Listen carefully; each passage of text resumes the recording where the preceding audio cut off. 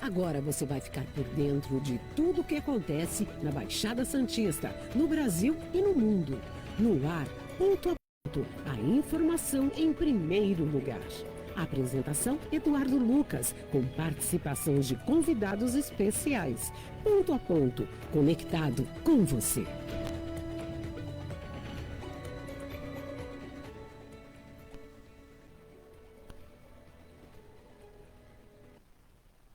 Estamos de volta.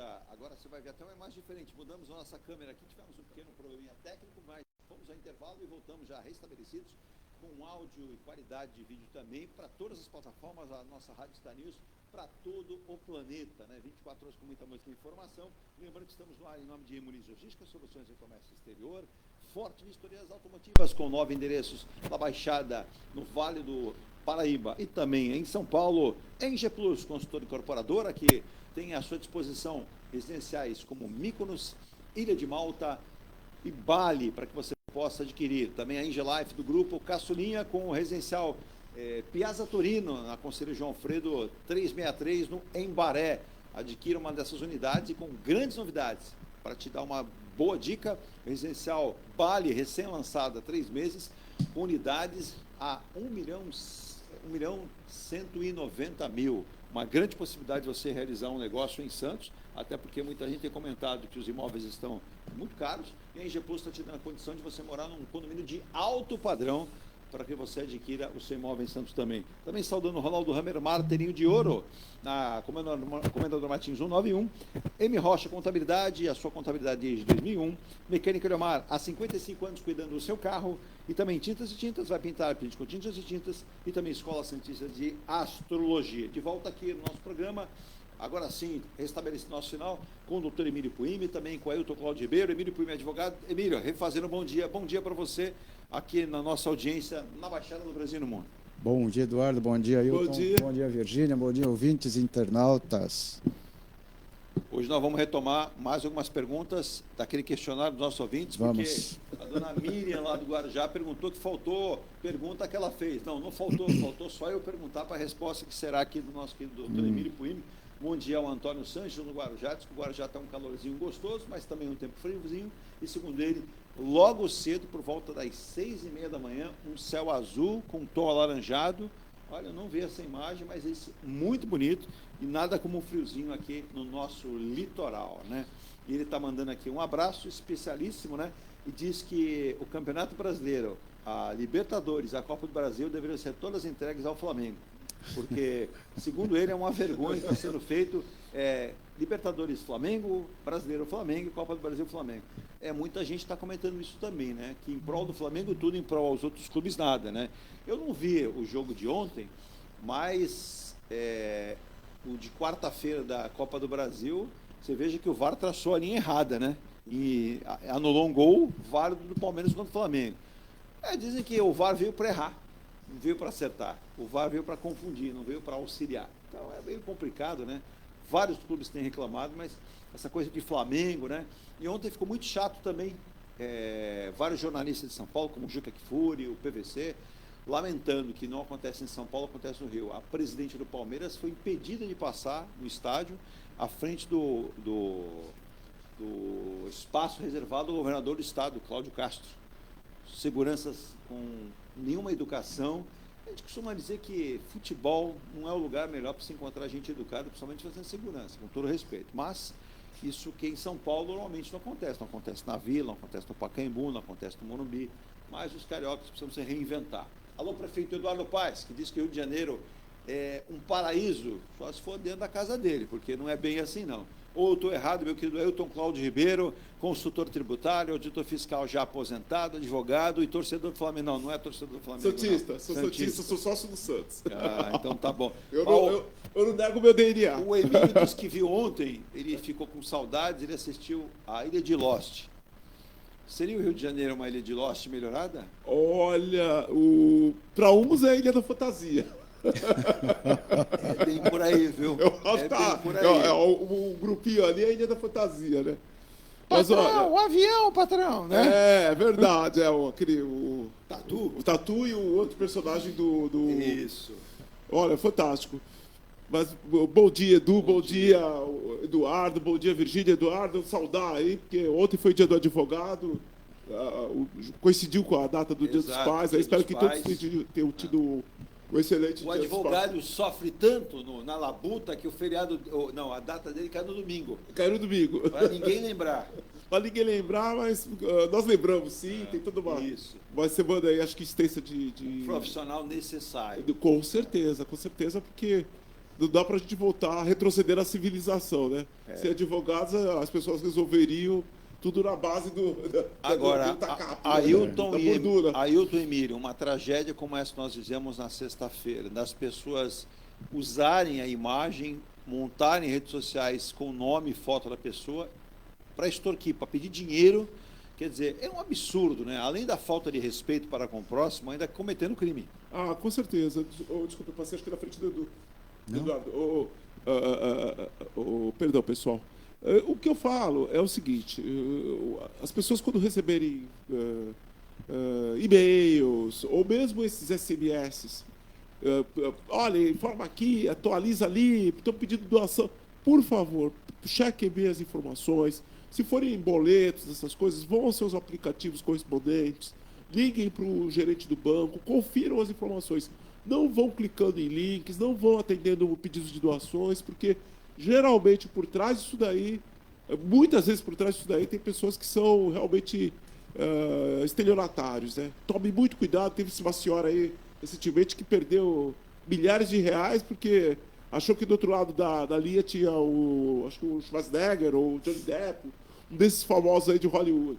Então, e hoje, toda vez que tem uma tragédia, o pessoal aproveita para dar golpes. Eu espero que a Polícia Civil, do seu ramo de polícia, digamos, digital, vá atrás desses estelionatários e os leve aí aos tribunais, aí a lei, né, que tem uma punição, digamos, devida. Isso é bem comentado. E eu só para colocar aqui, o Cláudio Honor da Praia Grande. Alô, Cláudio Honor, bom dia para você. Você me mandou aqui uma super, não é nem pergunta, colocação. E eu acabei de perder aqui, que a minha internet parece que apagou aqui. Daqui a pouco eu recupero, mas eu lia por cima enquanto nós voltávamos aqui.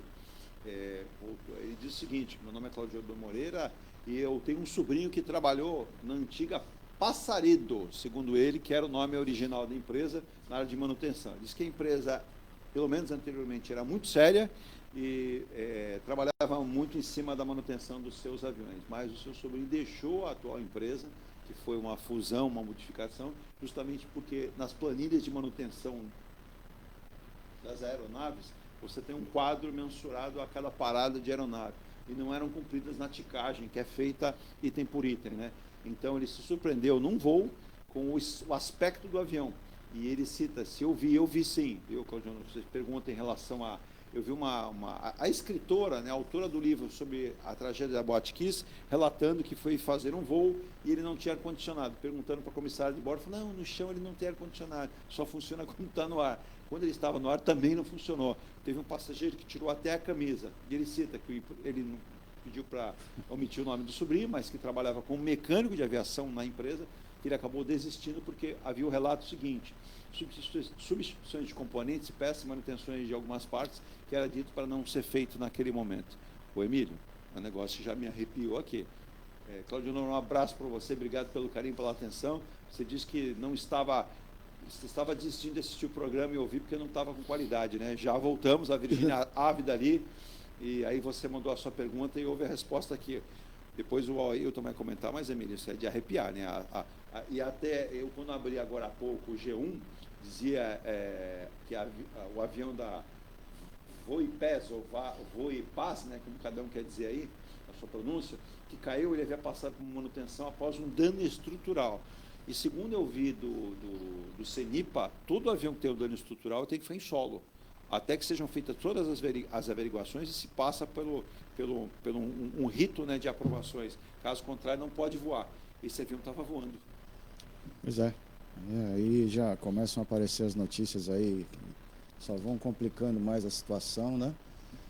Ainda é tudo prematuro, mas qualquer equipamento mecânico, se ele tiver um dano estrutural, ele precisa parar. Não importa se... ainda mais um avião, né? Porque Se é uma máquina que está instalada em solo, já é um risco. Imagina voando e transportando pessoas ou cargas, né? Pessoas da maior gravidade, mas lá já tem os pilotos. Então, aí a gente já vê um descumprimento de regras. Você citou aí que as manutenções preventivas, né? Porque hoje existem preditivas, que é aquela que os planejadores, né, já colocam, olha, precisa trocar tal peça, verificar tal equipamento, dispositivo. E se não estamos fazendo nem as preventivas, olha isso só o que é vem lamentável, nota aqui. né? Eu abri até o Claudino falou a respeito dessa matéria, não tinha visto, abri agora.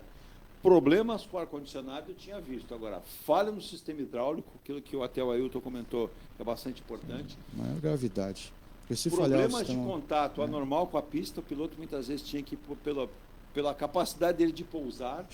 Esses são alguns dos problemas recentes pelos quais os aviões turbohélice modelo ATR 72/500 da Voipés, antes de cair repetidamente na cidade de Vinhedo, interior de São Paulo. A partir de um rigoroso cruzamento de dados obtidos no site de órgãos, né, oficiais e outras fontes, a produção do Fantástico da TV Globo ontem apurou que a aeronave, prefixo PS-VPB,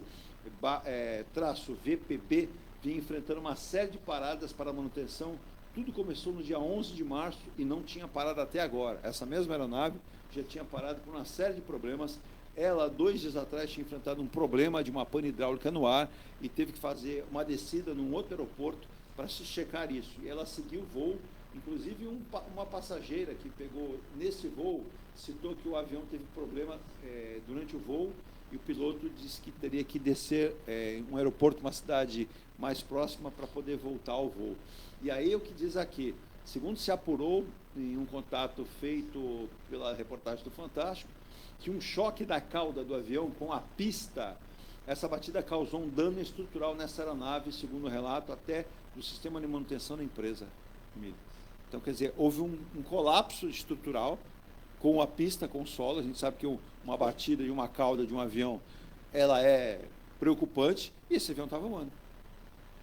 Mas a cauda é um sistema de estabilização de uma aeronave, né? Se houve um dano estrutural, impossível dela levantar voo. Então, se isso se confirmar, vai parecendo aí que uma série de negligências pode ter levado a esse acidente. Caberão aí, o Emílio e depois o Ailton comente, ações judiciais, olha, está aqui, para mostrar para vocês, olha, o laudo está aqui, ó, inclusive, ó, dano estrutural. Tem um laudo que atesta que ela sofreu esse dano estrutural, e esse dano estrutural condenaria essa aeronave a permanecer voando até que fosse comprovado, ou um reparo definitivo fosse feito, ou ela deixasse de voar. Quando você tem um laudo que atesta esse dano, e você muito bem colocou, e o Ailton, que viaja muito, sabe que o avião tem que estar em perfeito estado.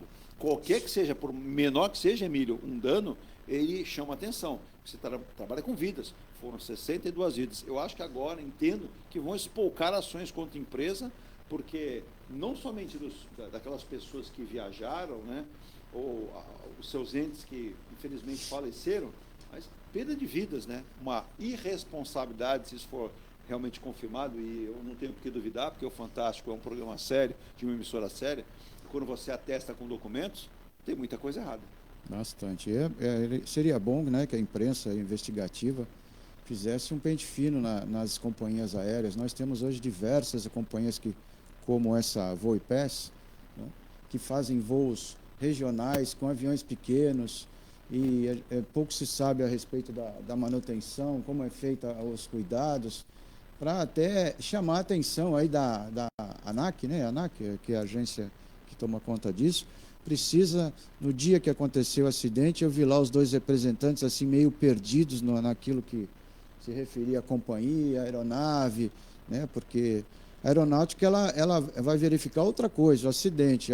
Quem tem obrigação de fiscalizar é a agência, a ANAC. Então, me pareceu ali os 2 representantes um pouco perdidos com a situação da empresa. Olha que informação também preocupante, olha. O problema hidráulico em qualquer aeronave, seja ATR, seja Boeing ou um Airbus, é altamente significativo e preocupante. Um dano estrutural, mais ainda.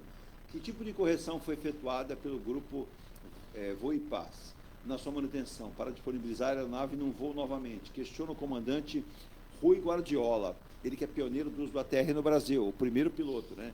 E segundo ele, após o registro, a aeronave ficou estacionada na capital baiana, portanto em Salvador, por 17 dias. Aí no dia 28 de março, sem nenhum tipo de reparo, ela voou novamente, deixando a capital baiana e voando para que fosse feita ali uma verificação e conserto na oficina da empresa em Ribeirão Preto. O avião só voltou a voar comercialmente no dia 9 de julho, segundo informações, mais 3 meses depois. A primeira rota foi de Ribeirão Preto para Guarulhos e, segundo o Fantástico da TV Globo apurou, houve uma despressurização em voo no mesmo dia e o ATR retornou sem passageiros para Ribeirão Preto, onde ficou parado por mais 4 dias para reparos. Tudo isso traz ingredientes que comprometem até a qualidade como estava o avião, né, Ailton? Como bem lembrou o Emílio, a gente tem que separar. O CENIPA é um órgão do Ministério da Defesa, ligado ao Comando da Aeronáutica, que é responsável por investigar esses acidentes aéreos. Exato. E tem a ANAC, que faz o papel de fiscalizador da parte de manutenção, da chamada aeronavegabilidade desses aviões, que trabalham aí tanto da parte comercial como da parte também do uso executivo, uso particular privado. Então, hoje, se encontram no Brasil autoridades da França, do BEA, que é o equivalente ao CENIPA, mas eu acho que é o órgão civil lá na França, que vai, junto com as autoridades brasileiras, investigar. Já estão enviando engenheiros para cá. Já vieram, já chegaram ontem. Né? Isso. E eles estão investigando, junto com as autoridades brasileiras do CENIPA, as causas dos acidentes, e ainda com os fabricantes da aeronave e das turbinas. Mas, pelo que eu li aqui, alguns especialistas dizem que uma aeronave nessa condição não poderia voar mais. Aí é que está, precisa ver, por exemplo, quando há uma batida de cauda, chamada tail strike, precisa ver qual foi a intensidade, o que aconteceu, o engenheiro que verificou, o que ele constatou, Exato. qual foram os testes que ele procedeu. Então, não dá para a gente antecipar que essa aí só uma investigação, um laudo minuciosa, Ah. extremamente minuciosa, e, infelizmente, é lógico, as vidas humanas vêm em primeiro e lugar. A aeronave agora está destruída, Ela né? foi, o que também dificulta. Eventual equipamento, parte da aeronave. As duas caixas pretas, que na verdade não são pretas, são laranjas, né? Foram recuperadas e já iniciaram no sábado, né? Portanto, no final de semana, por uma série de análises, tirando conteúdos. Eu vi lá a imagem, não sei se vocês viram, de técnicos, né? Com todo cuidado. Abriram, elas tiveram alguma avaria, mas nada que comprometesse o conteúdo. Elas são feitas com material muito resistente justamente para isso. Mas isso, uma tem todos os dados técnicos, viu, Emílio, Ailton, todos do comportamento da aeronave. Exato. E a outra registra conversas da equipe, do piloto, cabine, com torre de controle, com aeroporto. Então, com isso, a gente vai ter pelo menos um parâmetro do que possa ter acontecido, que é tão importante. Não vai trazer a vida de ninguém, não vai. Infelizmente, teve criança pequena, mas pode evitar que outros acidentes aconteçam. A intenção básica dessas investigações é justamente isso. É o quê? Evitar que acidentes como esse se repitam. Identificar as causas e evitar que esses acidentes como esse se repitam. É assim que funciona na aviação. Tanto é que esses laudos, eles não se prestam para apontar culpados. Exato. Eles servem não é para isso. Não é para isso. O que as autoridades o CENIPA, o BEA, eles vão verificar as causas e vão falar as medidas corretivas. Olha, eventualmente, precisa treinar melhor as tripulações, precisa apertar na fiscalização da manutenção. Eu estou só falando genérico, sabe? Não estou falando que foi isso que aconteceu. Então, é esse o papel dos órgãos de investigação. Certo? É terrível, é triste, é muito triste, mas é algo que eu presumo que vai demorar algum tempo. Olha só, eu quero mudar de assunto, mas está difícil sair daqui, né? Porque a Solange Matos, bom dia, ela falou, a primeira vez acompanhando vocês, não sabe da existência do programa, parabéns aí pela capacidade de analisar os assuntos com pessoas que falam com maneira inteligente. Ela diz o seguinte, meu marido é piloto comercial, ela mora na Ponta da Praia, Solange Matos. Ele já pilotou, não foi funcionar essa empresa, mas uma necessidade, essa empresa o solicitou, ele fez o voo. Ele diz aqui que a empresa tem bons aviões, que a manutenção era feita de maneira correta, mas de 2 ou 3 anos para cá, a empresa, talvez por problemas financeiros, não tenha seguido. Segundo ela, né, o seu marido havia comentado que, observando algumas aeronaves paradas em aeroportos, elas apresentam desgaste, e ele chegou até a observar parafusos, né, da aeronave, né, de uma aeronave, não especificamente dessa, mas para fora, quer dizer, um sinal de uma manutenção ou mal feita ou se essa manutenção bem feita. Ela falou que voou 2 vezes nesse avião, ele é muito barulhento, ela citou muito barulhento. Ela veio do Paraná também para São Paulo, teve que fazer, pelo dia tinha chuva de granizo, mas falou, graças a Deus nada aconteceu, o piloto foi muito cordial, explicou e desceu no interior mesmo para voltar e vir até São Paulo, até Guarulhos, onde fazia o voo. Mas ela disse que percebia que o avião balançava muito, eu não sei se é por conta do modelo. Não é por conta do modelo, é por conta também da altitude, né? Esse avião, os aviões turbohélices, eles voam numa altura intermediária. Sim. Acima do que voam normalmente. Eles podem voar mais baixo, né? Pode voar mais baixo, mas mesmo assim, quanto mais baixo o avião voa, mais sujeito às turbulências e tudo. Mas ela pergunta para vocês aqui, doutor Emílio, ela diz o seguinte, a partir do instante que você tem uma série de ligações a defeitos e manutenção da empresa, é nítido e notório que todas as famílias deverão ingressar com ações judiciais para pedir indenização. Claro, ela cita aqui, não é para tentar restabelecer a vida de ninguém, mas por justiça e para evitar que a empresa, outras empresas possam se manter operando desta forma, porque ela cita, essa é a antiga Passaredo, é a empresa mais antiga da área comercial em voos aqui dentro do território nacional, segundo ela e o marido que passou. Atual é uma junção da antiga Passaredo virou esse nome, na verdade esse passe, né, vem do Passaredo, que era anterior, que é uma empresa séria, mas isso é importante que aconteça, as ações judiciais? Sim, aguardar agora as investigações aí da aeronáutica, né, para verificar, junto com a investigação que vai feita pelo fabricante, pelas autoridades brasileiras e francesas, e, mediante a conclusão, se for o caso, ingressar com ação judicial de responsabilidade civil, né, porque vai ser apurado qual foi a causa e aí a gente tem um nexo, né, de quem causou o acidente, se foi uma culpa por negligência, então a culpa já está aí qualificada e caracterizada, e aí a pessoa pode ingressar, sim, com uma ação de indenizatória por danos materiais e até morais, se for o caso. Eu estou com os ouvintes hoje, o Lemos é de São Vicente, ele manda um bom dia aqui, parabéns pelo programa. Pergunta se eu vou fazer uma série de entrevistas com candidatos a prefeito da região. A gente está estudando, essa semana eu defino isso, até porque tem uma série de implicações para que a gente possa, se eu trouxer um, eu tenho que trazer todos. Com certeza. Eu não posso trazer um só. E vereador é impossível trazê-los, porque se eu trouxer um, eu tenho que trazer todos. Você imagina todos, a quantidade, não desrespeitando nenhum deles, mas a todos. Então, candidatos à prefeitura, um pouco mais fácil, mas mesmo assim não é. E você perguntava a partir de quando começa a propaganda eleitoral gratuita, a partir da próxima sexta-feira tem início a propaganda eleitoral gratuita. Um abraço para você, e o Lemos até ele comenta, né?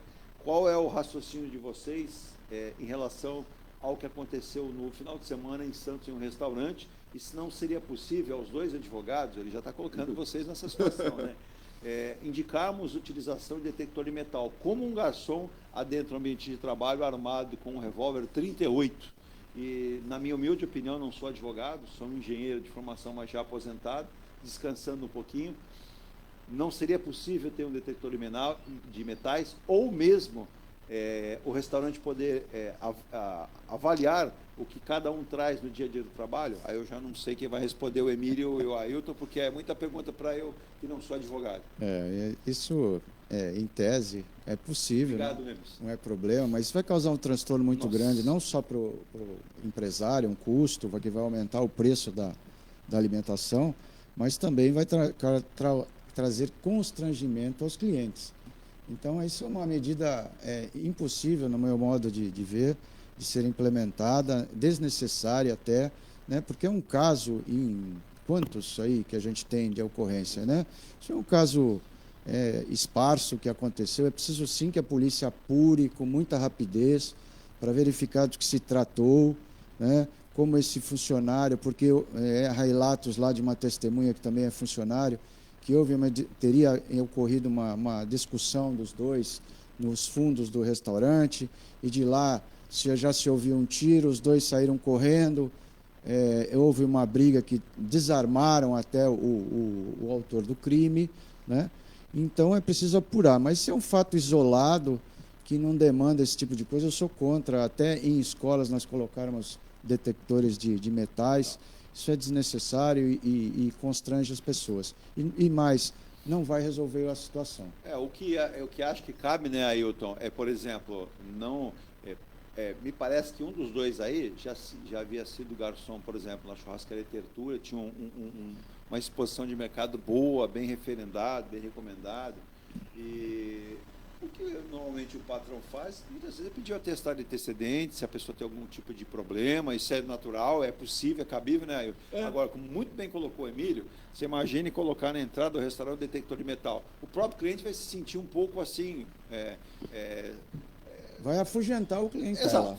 Muito bem. Obrigado, Emílio. Calçou bem. Não vou mais naquele lugar. Não vou mais, eu não sou bandido. O nosso internauta aí, nosso ouvinte, olha, eu toda vez que eu sento nessa cadeira aqui, nessa bancada, não adianta. Para mim, o controle de armas, eu acho que sempre deixar uma arma de fogo na mão das pessoas. Principalmente que, olha, já com policiais, com militares, mesmo policiais e militares que são... Tem preparo, né? Tem preparo. A gente já vê ocorrer desvios, pessoas que o roupante aí acaba cometendo uma insanidade, digamos assim. Eu acho que controle de armas é uma coisa fundamental. Não protege a população, porque os roubos, os latrocínios continuam acontecendo e as armas acabam parando em mãos de pessoas que não têm o mínimo preparo, as mínimas condições psicológicas para portá-las, né? Digamos assim. Então, é lamentável, faleceu aí o rapaz, né? Uma perda para a família, o outro vai ter que enfrentar provavelmente 2 vidas estragadas e 2 famílias com a vida. Aí enfrentar aí o processo penal, vai ter a vida aí prejudicada. E é aquilo, tragédia, né? Resume, tragédia. E até só para passar aqui, para os nossos ouvintes também, o Lemos que perguntou, esse sujeito realmente já foi preso, né?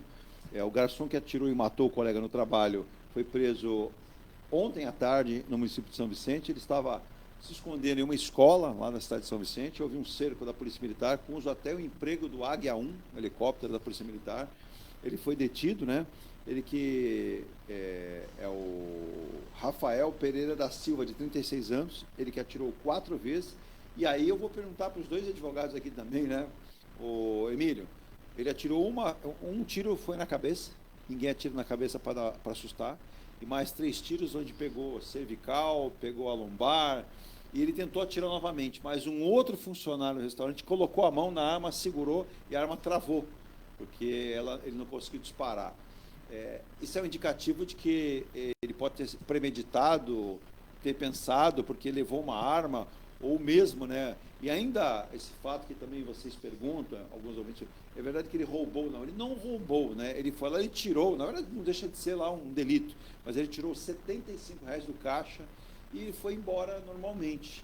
Tanto que ele voltou. É um furto. É um furto, não é isso?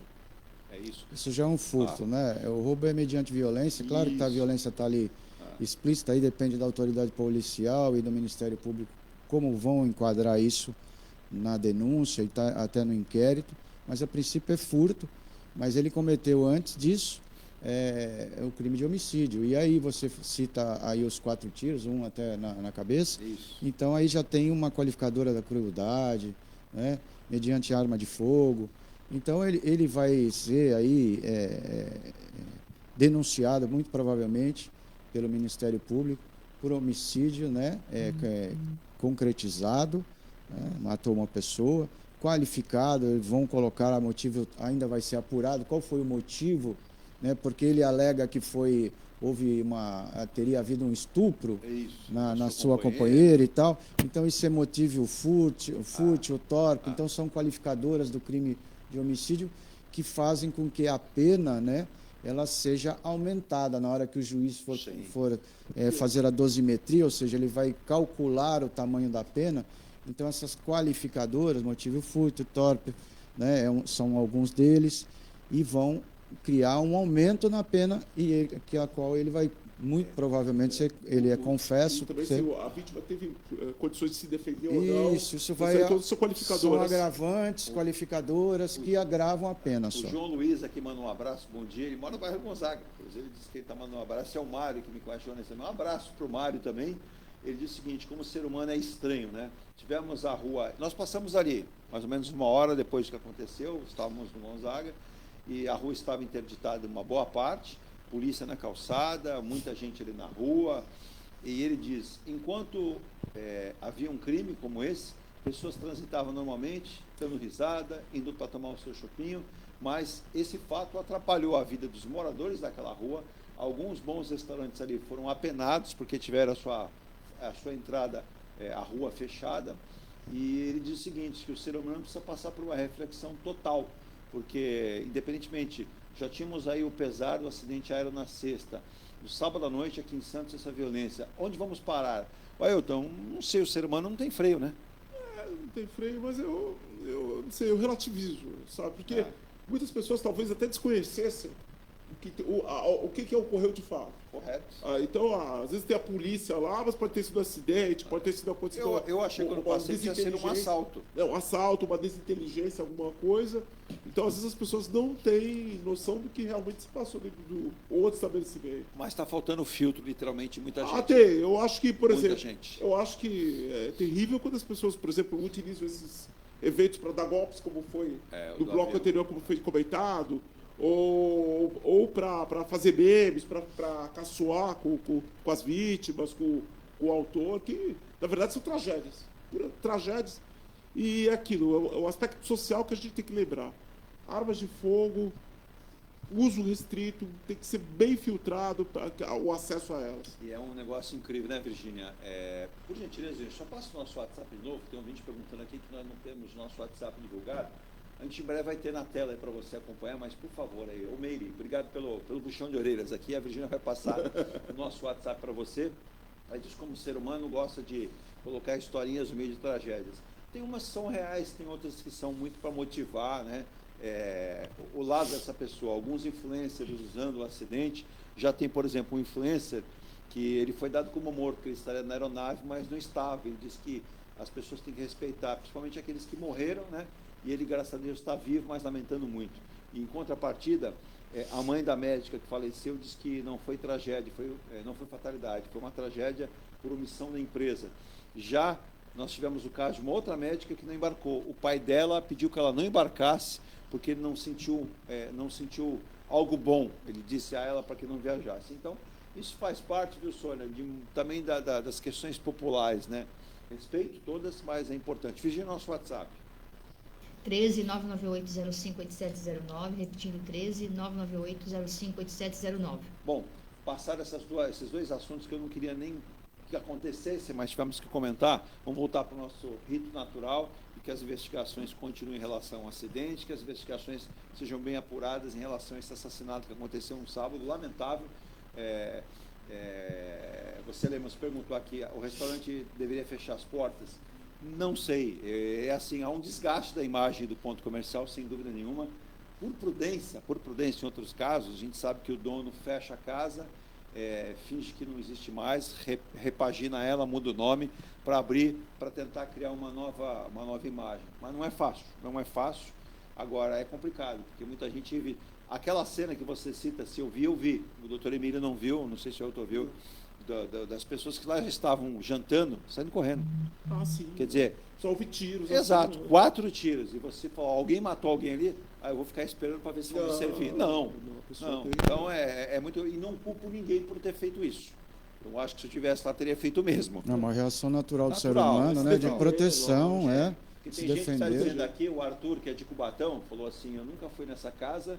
e agora não vou mesmo, mas ele disse, como as pessoas são aproveitadoras de momento, estão dizendo que quem fugiu é tudo vigaria, eu concordo com você, não pode generalizar, e como você disse, fica no lugar contínuo se você fica parado e sentado, não fica. Então tem gente dizendo que quem estava lá agiu de má fé. Quem é que vai para o restaurante? Olha, e vai ter tiro, eu vou começar a comer, eu vou cedo. Como vai ter tiro, eu como, vou embora, não pago. Deixa eu só fazer um comentário rápido. Por Infelizmente, favor, na internet a gente fala vê comentários. As redes sociais, As redes sociais, Falta do que existem fazer, muitas né? pessoas que têm falta do que fazer, às vezes entra até a ignorância, porque comentários, né, de pessoas ignorantes, mas tem esse tipo de coisa aí, é falta de caráter, né? Porque o instinto do ser humano, o medo que nós temos, hoje em dia até estão dizendo que as pessoas não devem ter medo e blá blá blá. Sim. Não, o medo faz parte da nossa autodefesa. Exato. O ser humano tem que ter medo porque só assim ele consegue se defender. Exato. E numa situação de risco, uma pessoa atirando e tal, o medo faz com que ela se proteja. Alguns se escondem embaixo da mesa, atrás de bancada, e outras correm. Né? Isso faz parte do instinto humano que a gente não pode bloquear. Qualquer pessoa que disser que foi dito aí por você, repetindo aí as informações, que essas pessoas são covardes, e blá, blá, na verdade, covarde é quem faz um comentário desse. Exato. Tá? Para ser bem claro. Olha, Hã? Perfeito, Emílio, perfeito. Acho que... Não estava presente na situação, como é que tem a E capacidade outra, de falar isso? Emílio, Ailton, vamos jantar sábado naquele restaurante de tal lugar, porque vai ter tiro, vão matar alguém, a gente Poxa. sai e não paga. Aonde vai a cabeça do cidadão para comentar por favor, isso, né? gente. E olha, eu vou ser sincero, viu, Arthur? Eu já não olho muita coisa em rede social para evitar de me aborrecer. Eu hoje entro estritamente profissionalmente, quando algum companheiro, algum amigo, alguém fala, Edu, tem lá uma matéria, tem uma publicação interessante, aí eu olho. Caso contrário, eu evito, né? Eu evito porque para passar esse tipo de situação é melhor nem passar, né? Virginia, vamos fazer o seguinte, vamos dar um rapidíssimo intervalo, aí a gente volta aqui já mudando totalmente, né? Hoje meio que foi aquele jornal que a gente espreme, né?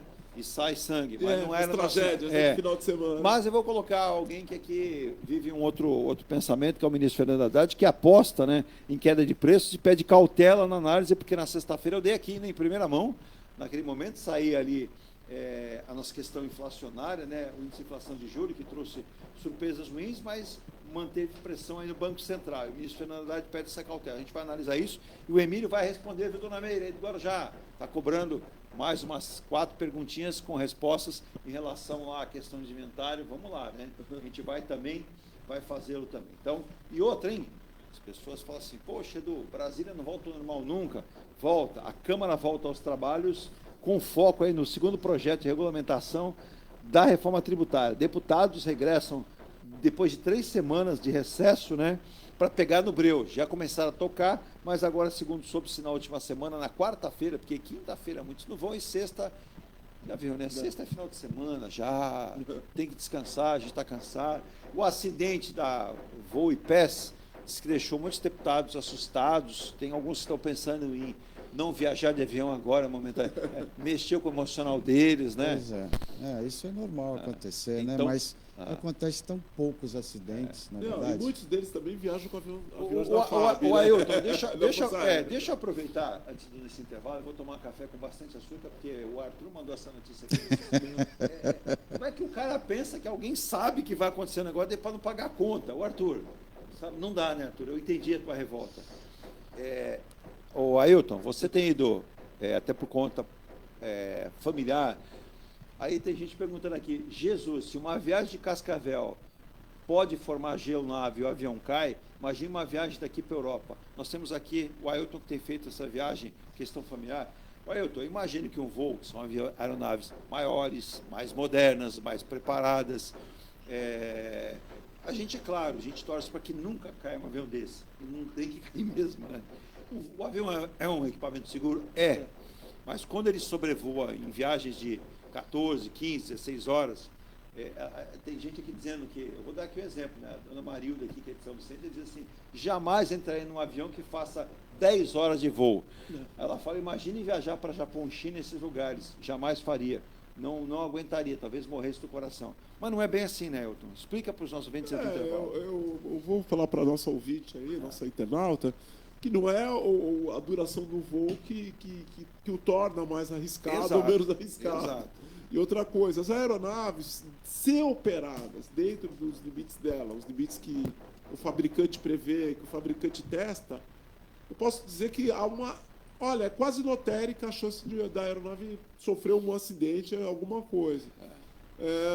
Esse quase lotérica, você sugere o quê? Que agora me causou dúvida, né? Não existe uma aeronave que seja 100% a prova de acidentes. Boa. Como não há carros, não há bicicletas, motocicletas. Até dentro da casa da gente, Sim. a gente pode levar um escorregão, por exemplo, do banheiro, cair de cabeça Exato.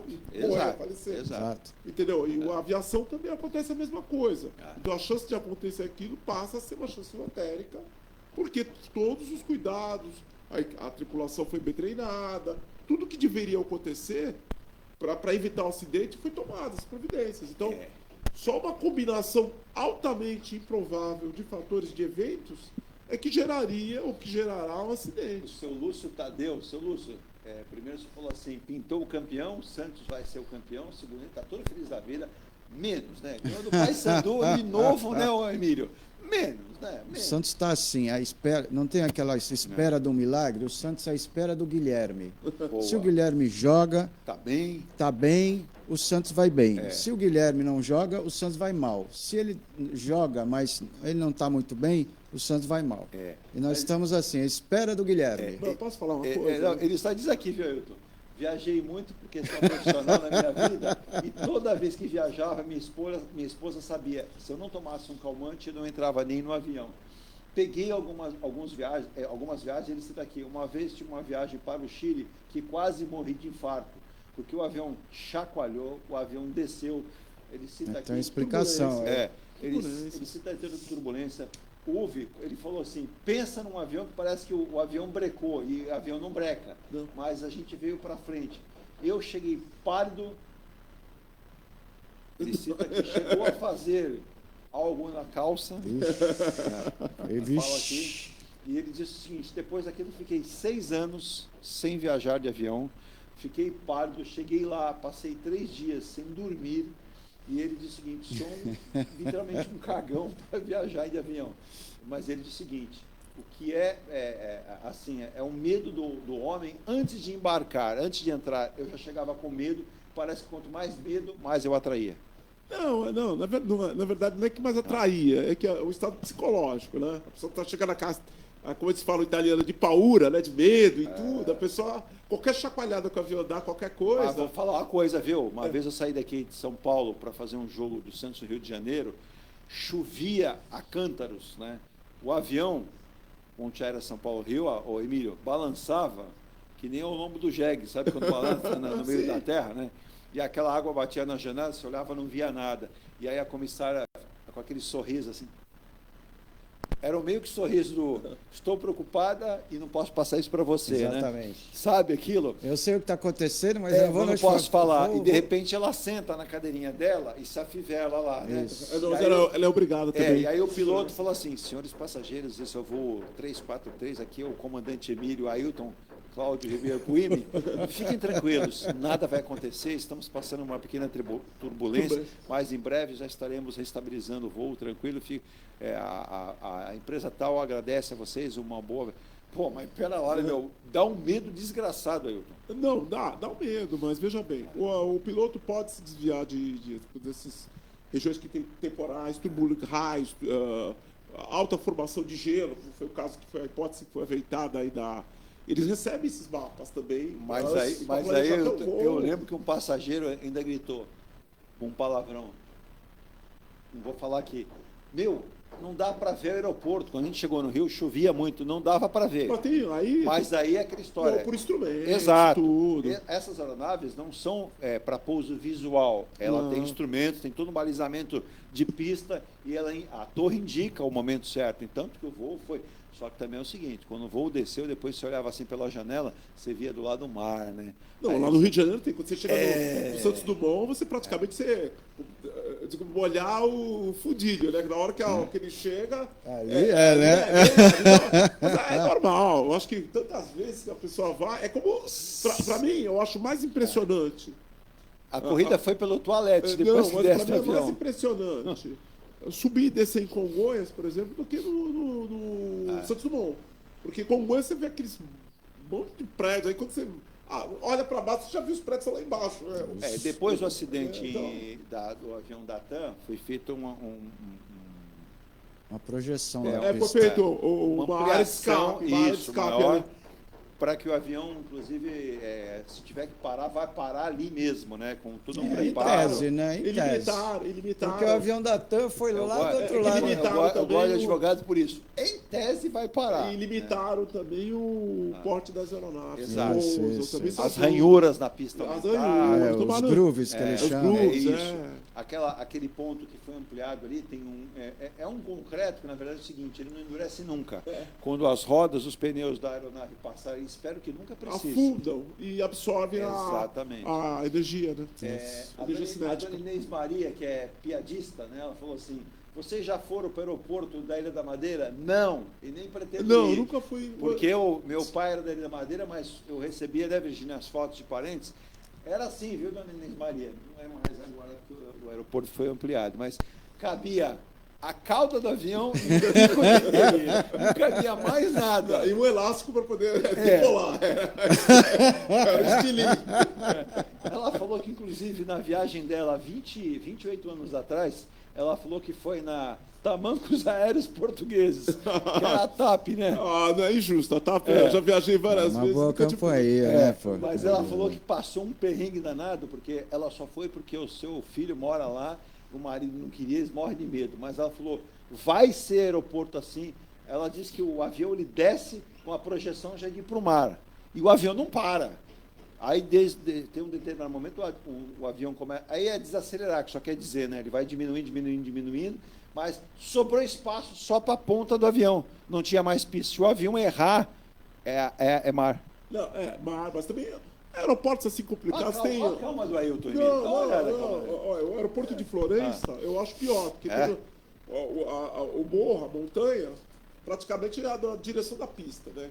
Então, quer dizer, o erro ali, uma falha, o avião choca. O piloto tem que decolar, já sair à direita do aeroporto para poder sobrevoar, passar as montanhas. Já pegou algum voo, Ailton, Emílio, que o avião tivesse que arremeter e voltar novamente? Que eu me lembro, não. Em Congonhas, pouso, aqueles aviões como era a TAM antigamente, ela usou, esse aí. Ele já remeteu uma vez, estava sem condições de pouso e aquele avião era horrível, né? Sim. E arremeteu. Então, nós ficamos horas sobrevoando aqui Santos, a Baixada Santista, porque não tinha teto. E quando autorizaram a primeira tentativa, ele arremeteu. Eu não sei aqui, acho que era Marcos Antônio Marcos, desculpa, eu às vezes não... Você perguntou aqui no começo, como a gente teve que desacionar aqui o nosso sistema e voltar de novo, ele cita que não tem comprovação ainda, isso vai ser averiguado, mas que o avião, né, o piloto, se não me engano é Danilo o nome do piloto, teria pedido, né? O comando, né? Isso, exatamente. Para descer num aeroporto e não teria sido dado esse direito de descer. Não há uma informação comprovando isso ainda. O brigadeiro, o comandante lá da CENIPA, negou veementemente que tenha havido qualquer comunicação do piloto, aquele chama-se o Mayday. Isso. Né, exato. Uma emergência. O aeroporto tem obrigação, convenção internacional. Um comandante que eu ouvi, o comandante Ronaldo, falou: é impossível do piloto, numa situação dessa, solicitar algum tipo de ajuda, porque ele não tem esse tempo e ele sabe que não adianta em nada. Normalmente é solicitado o Mayday quando você está em voo e você tem alguma falha, algum problema, você tenta reduzir esse problema ou descer, né, onde você não pode, ou você tem uma previsão de horário. Aí sim, mas no caso do parafuso chato, o stall. É impossível, segundo esse piloto. Não, o stall é o avião perdeu sustentação, ele cai que nem uma pedra, como foi o caso. Daquele jeito não tem salvação. Ele teria... Não tem como fazer o Mayday. Ele teria, no caso do stall normal, a manobra que se manda de bico para que o avião acelera, isso. readquire sustentação, que é a força que mantém o avião em voo, e ele consegue subir, arremeter, digamos assim. Isso. Essa que é o procedimento padrão, mas naquele caso... Mas ele veio rodando... você percebe que o piloto não tinha o controle da superfície. Sem nenhum controle. É a mesma coisa que a pessoa está sem perdeu o volante. A barra da direção quebra, a pessoa está sem o volante. A condição física que o manche não funciona mais. Não funciona mais. Exato. Gente, eu vou rapidíssimo intervalo às 9h46 eu volto com esse comentário do Haddad, né? Nós tivemos aí a inflação de julho que trouxe surpresas, e na sexta-feira eu comentava sobre isso, né? O IPCA, que acelerou com uma alta de 0,21% em junho e teve um avanço aí de 0,38% no mês passado, segundo o IBGE. Nós vamos comentar com os nossos comentaristas hoje esse aspecto aqui. Obrigado pela audiência. Alô, Tadeu que está em São Vicente, e, segundo ele, é lamentável que as pessoas percam tempo fazendo maledicências e tentando extorvir, né? Ele falou aqui extorvir, né? Na verdade, escorchar, né? Ou extorquir, né? Ou extorquir, mas você tem razão. Eu entendi o sentido da tua colocação. Ele disse: a justiça tem que ser feita para todos, né? E essas pessoas têm que ser presas e que se descubra o que está acontecendo. Você tem razão, Tadeu. Um abraço e eu volto já após o nosso intervalo. Sai daí não. A Engelife Construtora, empresa do Grupo Enge Plus, apresenta o residencial Piazza Torino. 3 opções de plantas, com 38, 57 ou 67 metros quadrados. 13 espaços de lazer e conveniência. Plantão de vendas, Rua João Alfredo, 363, Santos. Visite o decorado. Fale com nossos corretores. WhatsApp 13 99151 9431. Engelife Construtora. Antes de comprar, Forte Vistorias. Antes de vender, Forte Vistorias. Do veicular, Forte Vistorias. Não se arrepender, Forte Vistorias.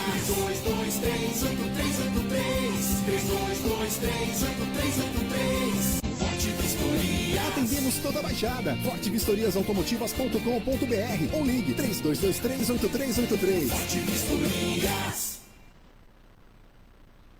Viva o privilégio de contemplar o mar todos os dias. Residencial Bali.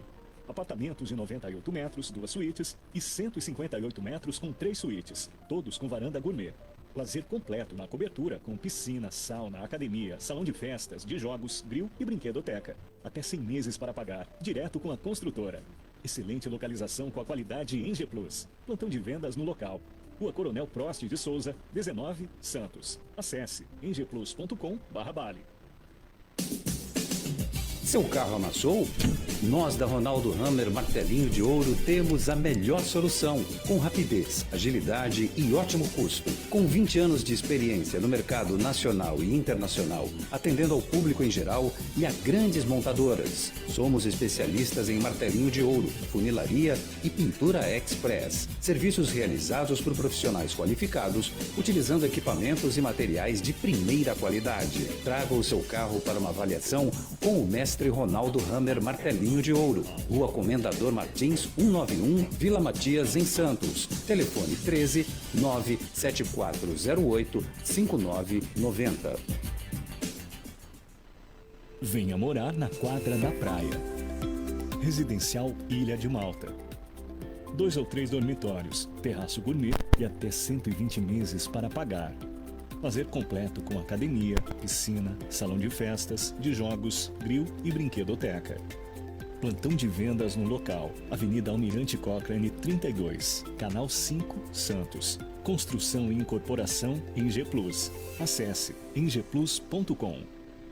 Mecânica Eliomar, oficina especializada multimarcas, com garantia de segurança em todos os serviços, injeção eletrônica, elétrica e mecânica em geral. Mecânica Eliomar, essa você pode confiar. Que tal poder contemplar essa vista do seu novo endereço? Residencial Mykonos, o imóvel dos seus sonhos com a qualidade Enge Plus. Apartamentos de 2 ou 3 dormitórios, 3 opções de plantas e até 120 meses para pagar. Lazer completo com piscina, salão de festas, espaço grill, brinquedoteca, salão de jogos e academia. Localização excepcional, perto de tudo. Rua Ricardo Pinto 63. Plantão de vendas no local. Construção e incorporação Enge Plus. Acesse engeplus.com.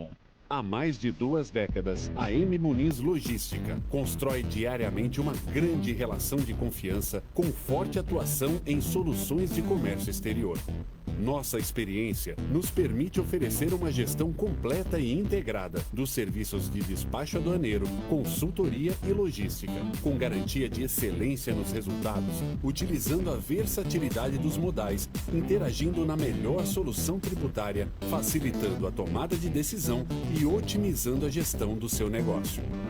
Temos como visão manter a tradição, posicionamento estratégico e uma perfeita sintonia com nossos clientes e fornecedores, fazendo com que sejamos mais do que prestadores de serviço, nos tornando uma extensão da sua empresa. A M Muniz Logística está presente em locais primordiais, com sede própria nas cidades de Santos e Rio de Janeiro, junto aos 2 principais portos da região sudeste. Além... Estamos de volta às 9h51, né? O tempo passa literalmente voando, né? A inflação de juros trouxe surpresas ruins e deve manter a pressão sobre o Banco Central e a média dos núcleos, preços de serviços e a inflação de bens industriais trouxeram também sinais ruins. E o IPCA de julho, né? Principalmente no IPCA de julho, que era a expectativa que fosse diminuir e acabou subindo, né? Piora na inflação, deve trazer algumas reflexões aí para o mercado e deve manter também um suspense sobre possível alta da taxa Selic. Mediante a isso, Emílio e Ailton também, o ministro Fernando Haddad comentou já na sexta-feira, no final de semana também não foi diferente. Haddad aposta na queda de preços e pede cautela na análise dos dados da inflação. Puxado pelos reajustes dos preços, como gasolina, por exemplo, passagens aéreas, energia elétrica, o IPCA acelerou de uma alta de 0,21 em junho para um avanço de 0,38% no mês passado, portanto, em julho. Informou o IBGE na última sexta-feira. No momento que o IBGE confirmou, a gente passava aqui, estávamos ao vivo com o nosso ponto a ponto. O questionado sobre o resultado do IPCA em julho, que fechou nessa alta de 0,38%, o ministro Fernando Haddad, ministro da Fazenda, afirmou ainda na sexta-feira esperar que os números desacelerem nos próximos meses, que já houve uma queda significativa do dólar nos últimos dias e que deve tirar a pressão sobre os preços. Ele disse ainda que é preciso ter cautela ao analisar os dados da inflação. Nós esperávamos, em função do que está acontecendo no mundo, que houvesse alguma mexida na inflação deste ano. Nós vamos acompanhar com calma. O Banco Central já parou os cortes dos juros, vamos analisar com calma. Tem muita coisa a acontecer este ano ainda, sobretudo no cenário internacional. Temos que ter cautela agora, disse o ministro Haddad. Nós estamos acompanhando, tomando as medidas necessárias. O Banco Central tem falado a respeito. O dólar o dólar teve uma queda significativa nos últimos dias e a gente espera que esses números da inflação convirjam com os patamares inferiores. Puxado pelos reajustes dos preços da gasolina, passagens aéreas e energia elétrica, o IPCA acelerou de uma alta de 0,21% em junho para o avanço de 0,38% no mês passado, segundo o próprio IBGE. Na consequência, a taxa acumulada em 12 meses subiu pelo terceiro mês consecutivo, chegando a 4,50% em julho, alcançando assim o teto da tolerância da meta da inflação perseguida pelo Banco Central em 2024. O centro da média é de 3%. Haddad acrescentou que as novas ações para o Banco Central em relação aos juros vão afetar não a inflação corrente, mas a de 2026, lá na frente. Não vai corrigir a inflação de 24, aumentando o juro. Você tem que ver a trajetória da inflação ao longo dos meses para saber qual é o remédio adequado para conter o eventual aumento de preço. Inclusive, houve boas notícias em relação à cesta básica, preços de alimentos. Nós temos de acompanhar sem ansiedade e tomar as medidas necessárias para o Brasil continuar crescendo e a renda do trabalhador continuar subindo, defendeu o ministro Fernando Haddad. Bonitas palavras, mas ele aí, né, ele parece de leve deixar aí, direcionar que os problemas seriam do Banco Central, que os problemas seriam do mercado exterior, e, na verdade, penso que isso não corresponde à realidade. O nosso presidente aí tem falado demais desde sempre, no início do mandato, atacando desnecessariamente o Banco Central, falando coisas equivocadas, que o mercado não deve satisfação, e aí nós tivemos um dólar aí a 5,80, né? O dólar não cai, a previsão dos economistas aí é que ele não vai cair de 5 tão cedo, né? Que o Brasil até o final do ano, você falou, nós estamos no topo da meta, então o Brasil agora vai trabalhar para não estourar o teto máximo, sim, porque o centro não é mais possível esse ano conseguir trazer de volta. E a cesta básica, pelo menos eu estou falando por mim, eu vou ao supermercado, aquelas coisas básicas, né, que a gente compra, os preços continuam subindo, e subindo bastante. Então a inflação está alta por causa do dólar, por causa de temos guerras acontecendo no mundo, Estados Unidos lá, sim, com aquele problema também dos juros altos, mas No Brasil, vejo que há um problema sério com o governo atual. O presidente insiste em achar que vai resolver o problema econômico de receita e despesa falando certas bobagens e que acabam causando mais problema à economia do que ela já tem. Então, o governo procurou, aí o Fernando Haddad, a gente sabe que ele é sério, ele procurou resolver o assunto tentando aumentar receitas. Isso é uma forma de agir dos governos de esquerda, né? Eles buscam sempre receita, impostos, tributos, e não deu certo. Chegou no limite e agora eles estão tendo que fazer cortes. Há contra-vontade até do presidente, daqueles que o cercam, que têm um perfil mais desenvolvimentista, que acham que déficit fiscal não é um problema. Existe até uma tese hoje mundial a respeito disso, minoritária, mas é preciso que o governo pare, o presidente especificamente, pare de falar de improviso, especificamente. Eu acho que isso é um dos grandes motivos que a nossa inflação está aí acelerando. E aí, Ailton, basicamente pelas falas do Fernando Haddad, ministro, ele está jogando com palavras realmente belas e bonitas para a torcida, tentando acalmar. Mas o bolso do brasileiro é o que sente, o dia a dia é que sente, né? Até eles, nesse documento da última sexta-feira que o IBGE colocou para o mercado financeiro também, eu fiz até um pitaco em relação aos alimentos. Eu achava que os alimentos tinham apresentado um aumento, porque você não consegue, eu não consigo ir no mercado mês a mês com os preços em baixa, pelo contrário, eles mantêm ou eles sobem, né? Então, não foi colocado ali como aumento, pelo contrário, a questão da cesta básica dos alimentos.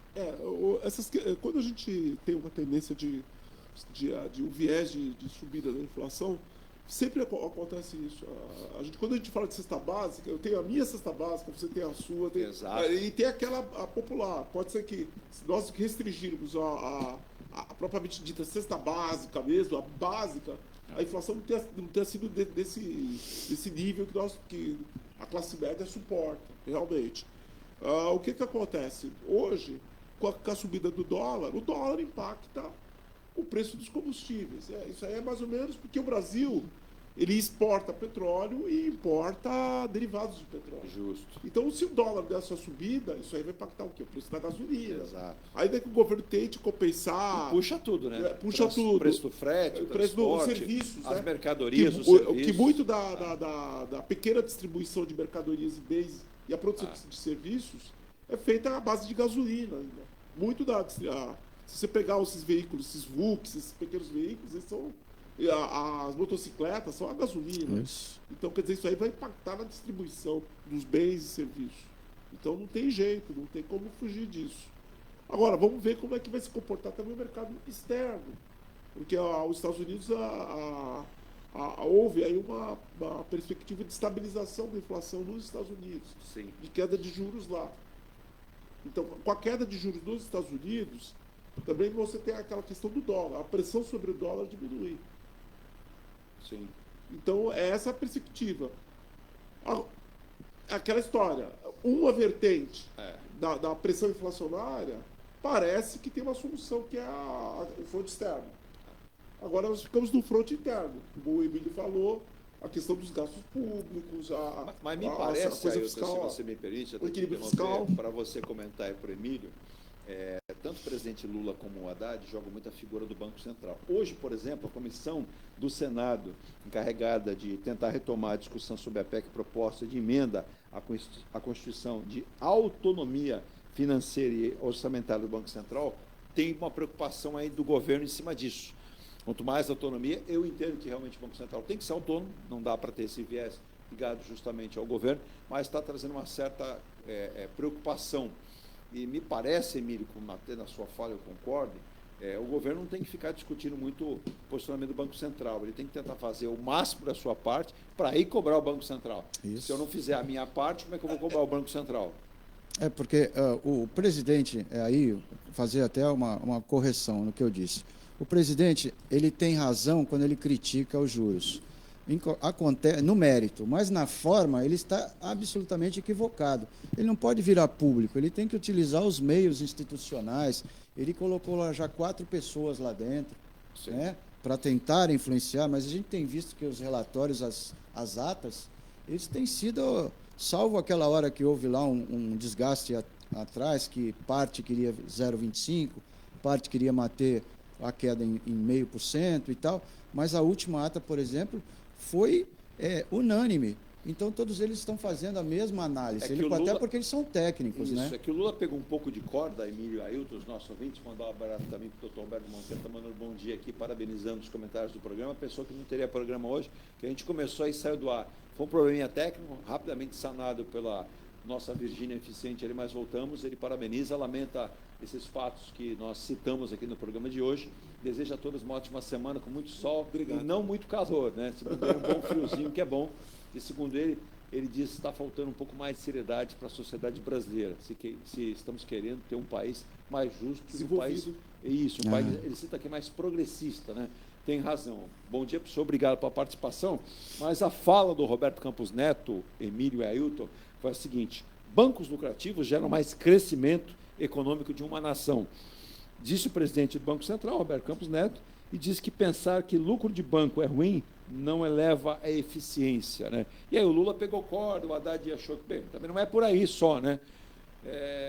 Fica um jogando para o outro lado, né? E aí a gente sabe que o Roberto Campos Neto é muito pragmático nesse sentido, né? Ele diz que todas as votações que são feitas pelo Copom são por unanimidade, são discutidas até se exaurir, né, o pensamento de todos, então nada é feito só dele, ele não pensa sozinho, ele tem lá uma mesa com diretores. São 9 pessoas, exato, né? Que compõem o Copom. Eu penso o seguinte, eu acho que, de novo, o Executivo tem sua parcela de culpa, o Legislativo tem a sua outra. Eu acho que a questão da desoneração da folha de pagamento foi muito mal trabalhada. O Congresso agora está vindo à tona aí que ninguém quer assumir a paternidade das emendas PIX, né? Das emendas sem. Exato. Quer dizer, o Congresso alivia, mas também não cria fontes de renda, de receita para a União.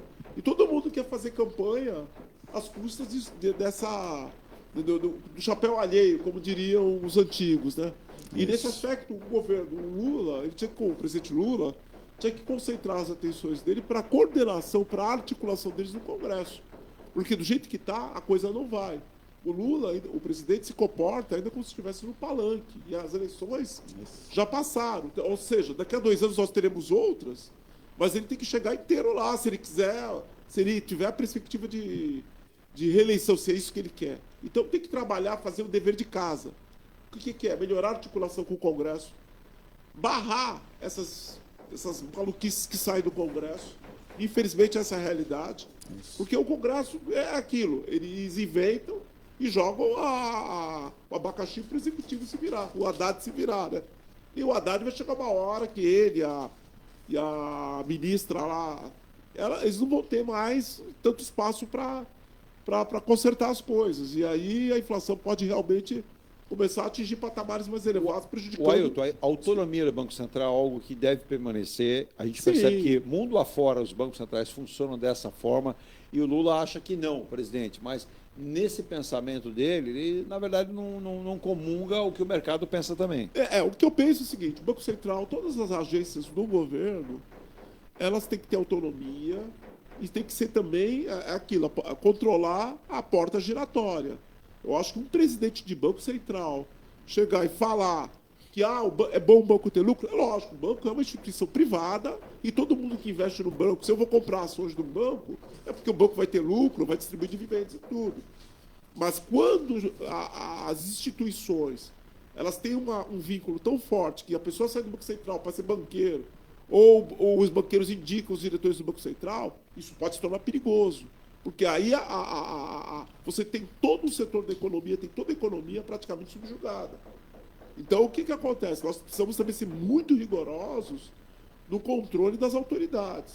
Como aconteceu, acho que recentemente, que 2 advogados que participaram, se me falar a memória, da formação da legislação das BETs, saíram e foram trabalhar para as BETs, sem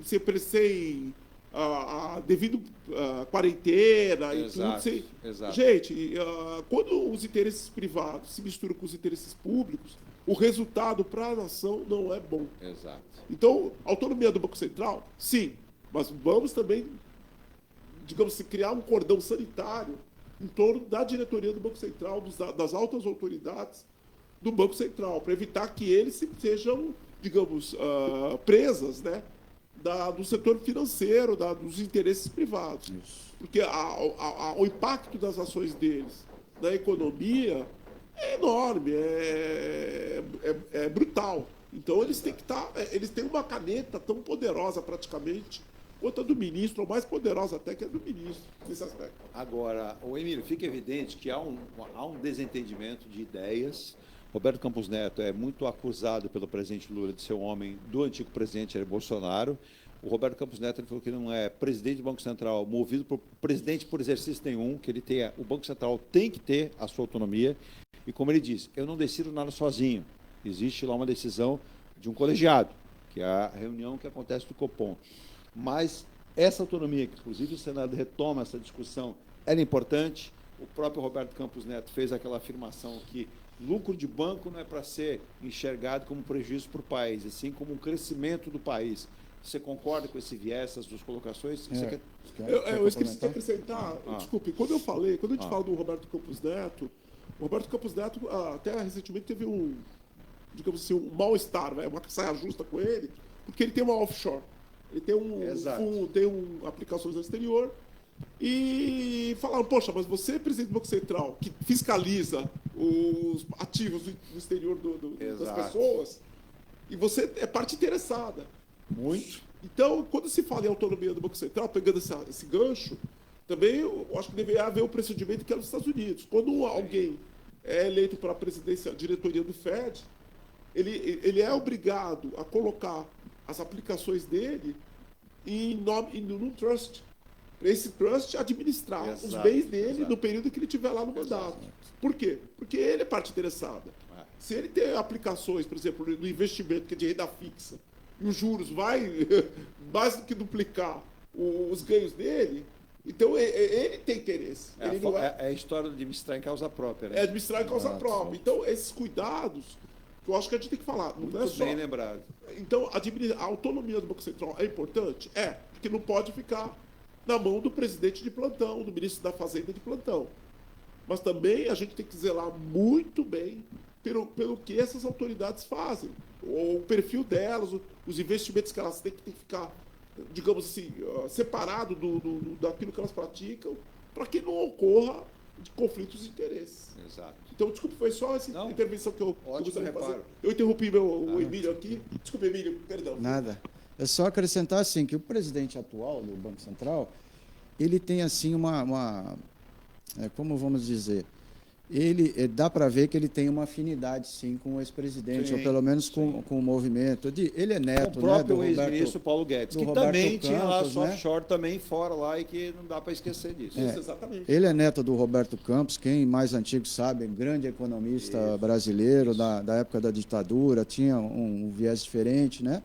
Mas ele andou participando também aí de seminários e falando a respeito se o atual governador, o Tarcísio de São Paulo, fosse presidente, gostaria de exercer lá, ser um secretário, ministro de alguma coisa assim. Então, isso ele deveria evitar. E agora esta fala também sobre o lucro dos bancos, também é uma fala desnecessária. Sim. E mal vista. Eu ia perguntar para você, não é de bom tom, né? Não é de bom tom para o presidente do Banco Central do Brasil. Ele não é presidente dos bancos brasileiros. Ele não representa a Febraban. Isso é uma fala da Febraban. Eu acho que ele gosta da Faria Lima. Então, acho que sim. Sim, mas o Ailton mencionou essa offshore também, uma coisa que beira ali, né? Deveria ter um código de ética no Banco Central, né? Então, é preciso que ele fale especificamente de política militar, econômica e financeira. Exato. E se abstenha de fazer comentários políticos, se abstenha de falar de assuntos privados. Ele representa o Estado brasileiro. Exato. Ele não é presidente da Febraban, como eu falei. Então, ele precisaria, sim, se conter um pouco. A mesma coisa que o Lula também, quando eu falei, o presidente do Banco Central também precisa se manter isento. E ele tem dado, não tanto quanto o presidente, mas ele tem dado esses desvios na conduta dele. Lembrando, a gente vai para o último intervalo aí, vamos voltar também à série aqui das respostas lá, a dona Miri me cobrou de novo aqui, dona Miri, vamos sim, vamos colocar na volta do intervalo, mas lembrando, restinho de agosto, né, tem metade, um pouquinho mais de metade de agosto, setembro, outubro, novembro, dezembro, depois termina o exercício do Roberto Campos Neto. E aí o presidente, com certeza, até o final do ano, vai criar uma pressão em cima, porque ele quer alguém, por exemplo, como o Galípolo, para tocar o banco. Mas aí, antes do intervalo, só deixar, não é o fato, exemplo, é só uma especulação da minha parte, mas não significa que o Galípolo, sendo presidente, não vai fazer o jogo que o presidente quer. Se o Galípolo não for independente também a isso, não tem vida fácil. O Banco Central vai ser muito criticado também, né? Na verdade, são dois jogos, né? São dois tabuleiros. Na verdade, você tem o tabuleiro do governo e o tabuleiro das eleições agora que estão saindo aí. Exato. Então, precisa ver como o resultado das eleições, se a oposição ou a situação, do caso do governo, quem vai sair, digamos assim, com a maioria. E porque mesmo que troque a presidência do Banco Central, tem que lembrar que o indicado vai passar por uma sabatina do Senado. Então a gente precisa ver qual vai ser o ânimo dos senadores para esse indicado. Se for o Galípolo, o que eles vão, digamos, questioná-lo. Então não é uma questão... E o ânimo do Galípolo de enfrentar uma oposição pesada do Senado, que toda hora vai convocá-lo para prestar esclarecimentos, risco até de impeachment, essas coisas que existem. Sim. Você sabe que no Brasil a política, quando a maré vira, você tem que saber que lado da onda você está. Se você vai pegar o tsunami ou está lá no alto mar, vendo a coisa desenrolar na praia. Na verdade, o Lula ele gostaria de viver o momento Medina. Nenhuma onda crescente. Ele gostaria de pegar só ondas boas, entendeu? O negócio do Lula é o seguinte, ele só aceita a medalha de ouro. Entendeu? Ele não quer o pódio, ele quer a medalha de ouro. Só que, às vezes, as ondas não estão favoráveis. Lembra que ele, na época de 2008, ele falou que era só uma marolinha? Não era... É uma marolinha e tudo, não é isso. E a marolinha vira um tsunami de uma hora para outra. O momento é outro, o né? Lula, ele tem que pensar o seguinte, agora é hora de eu voltar para casa, para ver esses 2 anos de governo que me restam, para salvar e para ter... Se eu vou me candidatar a uma eleição, tem que estar com a casa em ordem. E outra coisa, que a gente não está dando aí, não comentamos aqui no programa ainda, mas a questão do Maduro, lá na Venezuela, que quer queira, quer não, mas é Venezuela, não tem nada a ver com isso. Tem, porque boa parte da energia que alimenta Roraima vem da Venezuela. 2, qualquer problema que houver que agrave a situação social da Venezuela vai impactar esses estados fronteiriços brasileiros que já tem os seus problemas lá para resolver. Os refugiados que vêm para cá. E tem que defrontar daqui a pouco com uma outra crise humanitária como tivemos não tanto tempo atrás. Exatamente. Rapidíssimo intervalo, a parte final já estouramos, mas tivemos um problema no início, então estamos compensando agora. E lembrando mais uma vez que houve o falecimento do ex-ministro Delfim Neto, ministro da ditadura durante o período do milagre econômico, né, aos 96 anos de São Paulo. Lembrando que o economista, ele comandou a Fazenda e assinou o AI-5, né? Chancelou a Constituição em 1988 como deputado e foi interlocutor do presidente Lula, já no seu primeiro mandato. Então, uma história realmente muito forte de Delfim Neto. E na volta, depois do intervalo, se os nossos 2 comentaristas quiserem falar sobre Delfim Neto, realmente uma personalidade forte, né, da política nacional, ele nos meios econômicos, e ele pegou aquele período da ditadura e essa mudança também do regime político no Brasil. A gente vai ao rapidíssimo intervalo e volta com a parte final do nosso programa. E o Emílio também vai responder, se o Elton depois quiser corroborar também aí, mas o Emílio... Vou deixar até já a primeira aqui, viu? As 4 aqui a dona Miri, uma delas que acabou perguntando. Tem gente que faz isso, dona Miri, só tinha perguntado, só com a certidão de óbito já dá para abrir inventário? Não sei. Não sei, quem vai responder é o doutor Emílio, mas fica a pergunta, o que é necessário para abrir o inventário? Chego lá com a certidão de óbito? Acho que não, mas vamos ao intervalo e a gente volta já.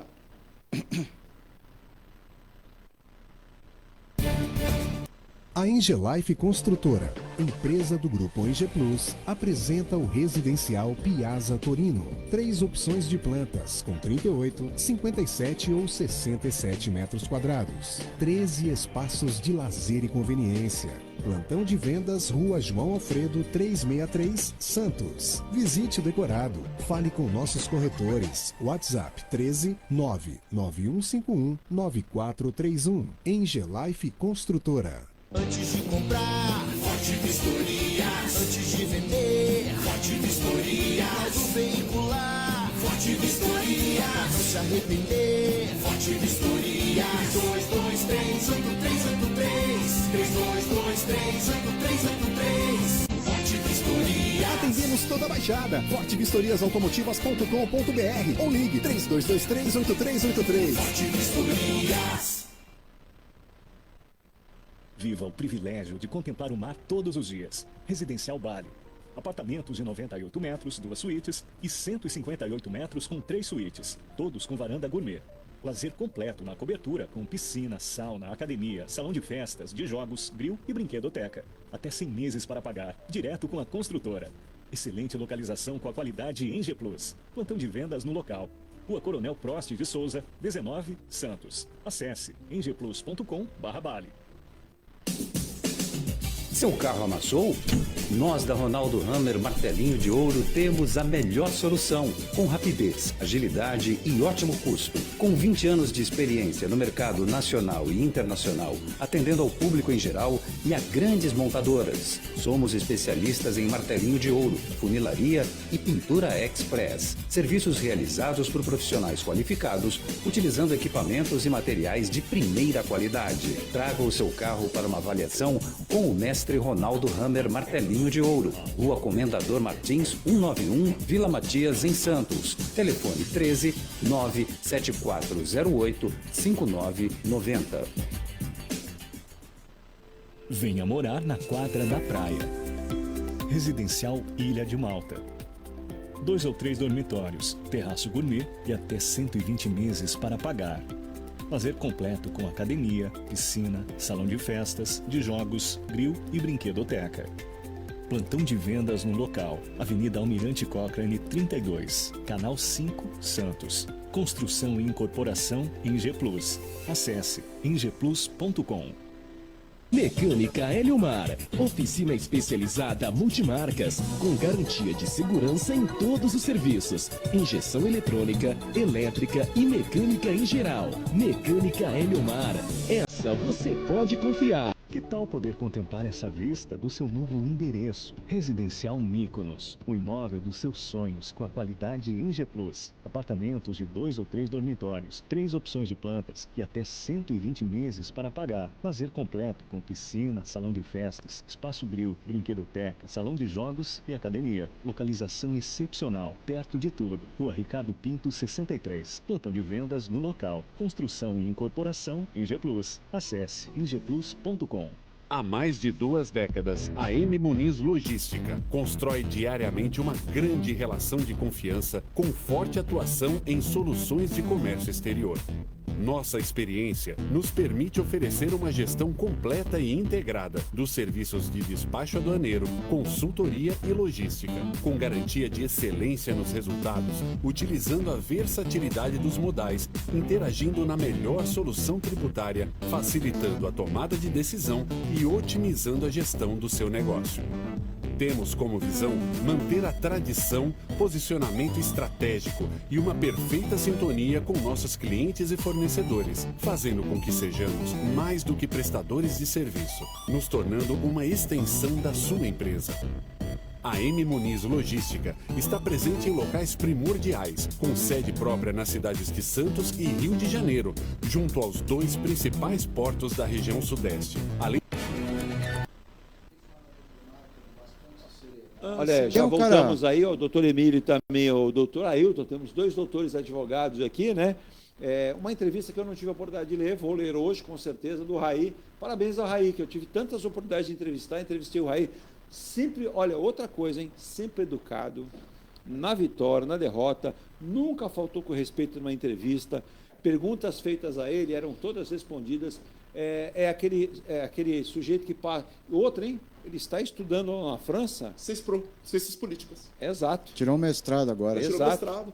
Exato. É uma das mais gabaritadas lá da França. É cidadão francês. É cidadão francês. O governo francês deu para ele a cidadania.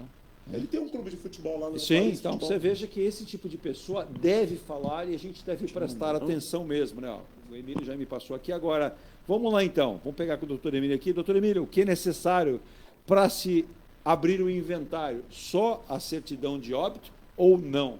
A certidão de óbito, né, Eduardo, é de vital importância. Esse é o documento mais importante porque o inventário trata-se o quê? Da partilha de bens deixados pelo falecido.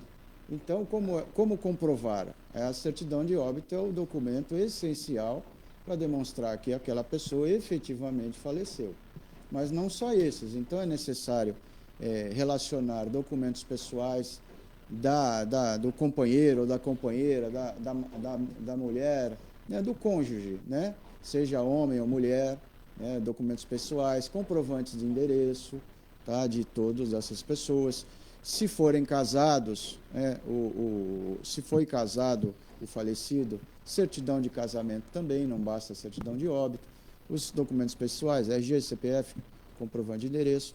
Herdeiros, a mesma coisa, documentos pessoais, comprovantes de endereço. Se casados ou vivendo em união estável, escritura de união estável, certidão de casamento, tá? Que mais? Relação dos bens, porque é disso que se trata, né? Inventário, nós vamos partilhar bens. Relação dos bens e também das dívidas. A dona Miriam tinha colocado, ela esposa lá do senhor Antônio Sanches Guarujá, ela havia colocado, não está aqui nesse comentário, nessa lista de perguntas, mas vou acrescentar. Ela cita, se houver o falecimento de uma pessoa há mais de 40, 50 anos e não tenha sido providenciado inventário, é possível e é necessário que seja feito agora? É possível e necessário e obrigatório, porque os bens deixados pela essa pessoa falecida, eles ainda estão presos ao nome dela. Pois não.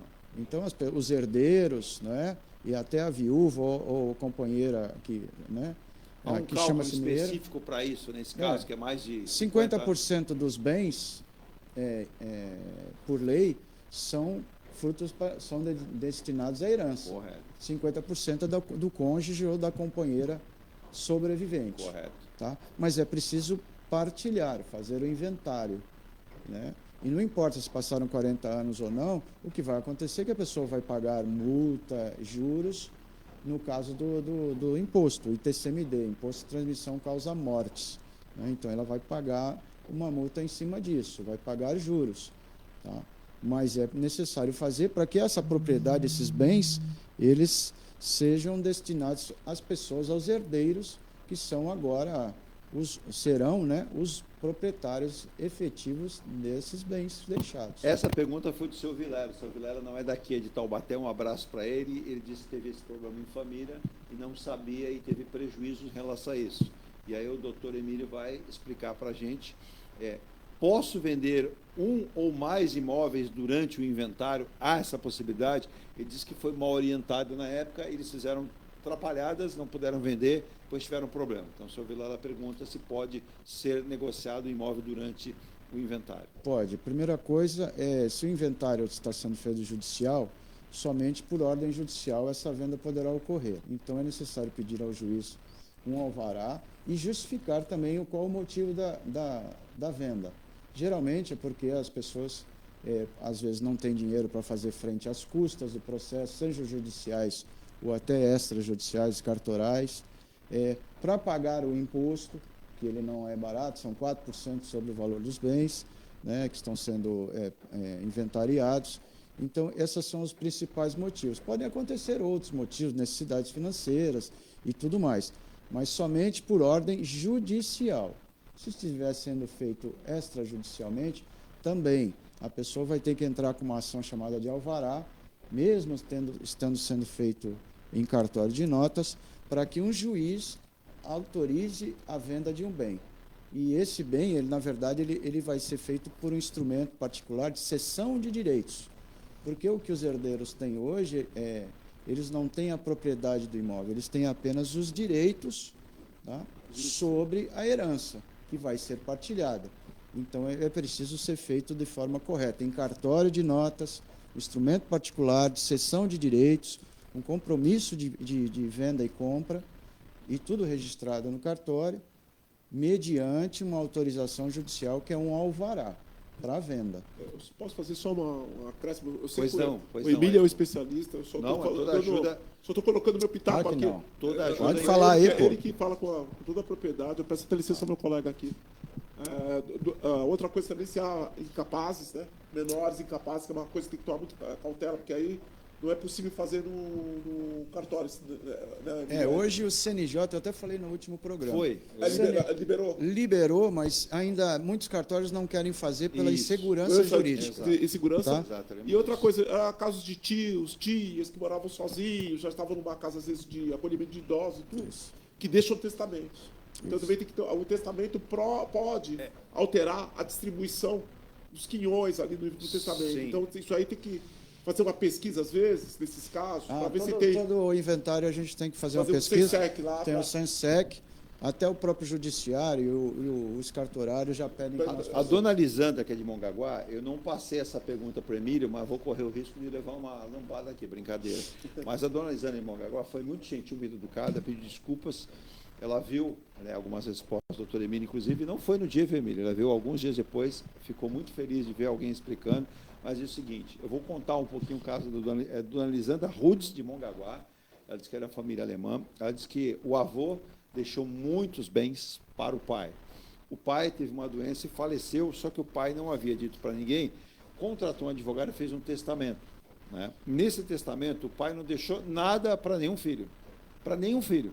Ela disse que não lamenta nada, ela conquistou a vida dela, mas ela disse que o pai, ela teve seus problemas, alguma mágoa, mas tudo aquilo que os filhos, a família trabalhou junto, conquistaram no Paraná, o pai não deixou para ninguém, deixou em testamento. Ela disse, agora, né, depois do falecimento dele, depois de 16, eu não vou lembrar agora, 16 ou 18 anos, a família se juntou, filhos e netos, e viram que eram muitos bens, mas apareceu por um outro advogado, uma pessoa que foi indicada nesse testamento e ficou com tudo, né?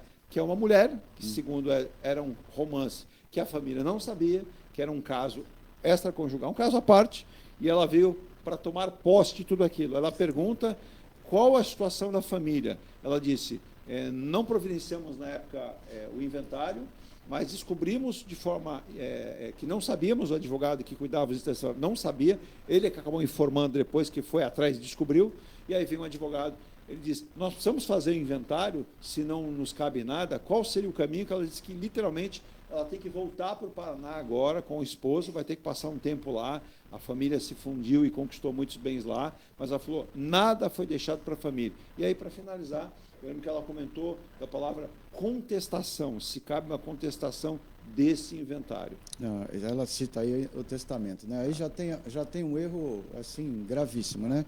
Que provoca a nulidade do testamento. A pessoa, né?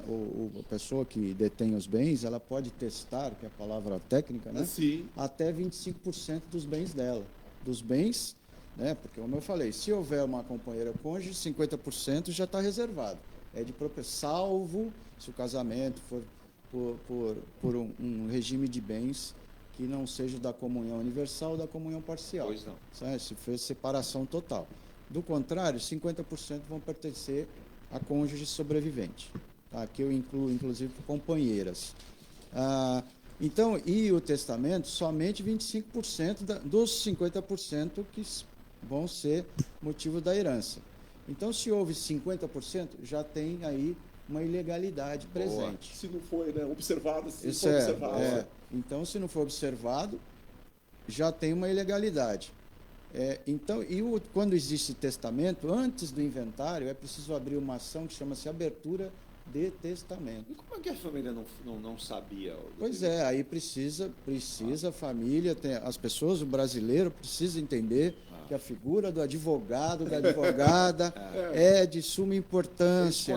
Pelo que para ela falou, qualquer eles negócio contrataram jurídico. advogado, esse advogado descobriu esse testamento, levou a família, Pois é. mas ela cita, ele fez os questionamentos, mas ela não citou qual. Como disse o Ailton aqui, hoje é tão fácil a gente descobrir o testamento, existe uma central no Brasil. Digital, você digita lá, pega a certidão de óbito da pessoa, vai digitar o nome, CPF, lança o número da certidão, olha aí, tudo digitalmente, tá? E é tão rápido que em até 48 horas, custa R$ 86, se eu não estou me enganando, se eu estou enganado, 88. R$ 88 reais, e em até 48 horas você recebe isso digitalmente, essa certidão, que vai te dizer, existe ou não existe no Brasil inteiro testamento em nome da pessoa que faleceu. Olha aí. Então, isso, um advogado, uma advogada vai poder, né? Então as pessoas precisam entender disso, da importância do advogado em qualquer negócio jurídico. No inventário, então, é obrigatório. Agora é curioso que ela disse que essa senhora apareceu querendo tomar posse dos bens mediante esse documento. Pois é, ela deve ter alegado que era companheira, tinha um testamento, ela entrou mas com essa ela ação. não pode pegar esses bens sem a figura desse... Então, já houve aí uma série de erros, porque essa abertura de testamento, seja judicial ou em cartório, é preciso que o escrevente lá do cartório faça a pesquisa, né? O advogado lá, escuta, não tem herdeiros aqui? Exato. Ele não deixou filhos? O certidão de óbito geralmente consta. Sim, tá, e mesmo que não existe situações que não constam, é preciso fazer uma pesquisa, né? Que é feito, o advogado faz isso, e o cartório, como o meio judicial, tem a obrigação, e eles não permitem que isso aconteça aí. Eu acho que... Uma situação assim, uma avalanche de erros. Eu acho que a situação, para mim, ainda parece, eu não estou no caso. A gente está falando em tese aqui. Tudo em tese. Aparentemente não foi feito inventário. Não foi. Não foi. Então, quer dizer que já é meio caminho andado para... Ela falou, digamos... 18 anos que o pai morreu, como todos moravam fora lá, ele morreu. Abriram o testamento... Faz a abertura de testamento, relacionou quem estava lá, não houve mais pesquisas nenhuma, e foi feita a destinação dos bens para essa pessoa, que seria a companheira dele. Só que aí existe... ela está na posse dos bens? Isso.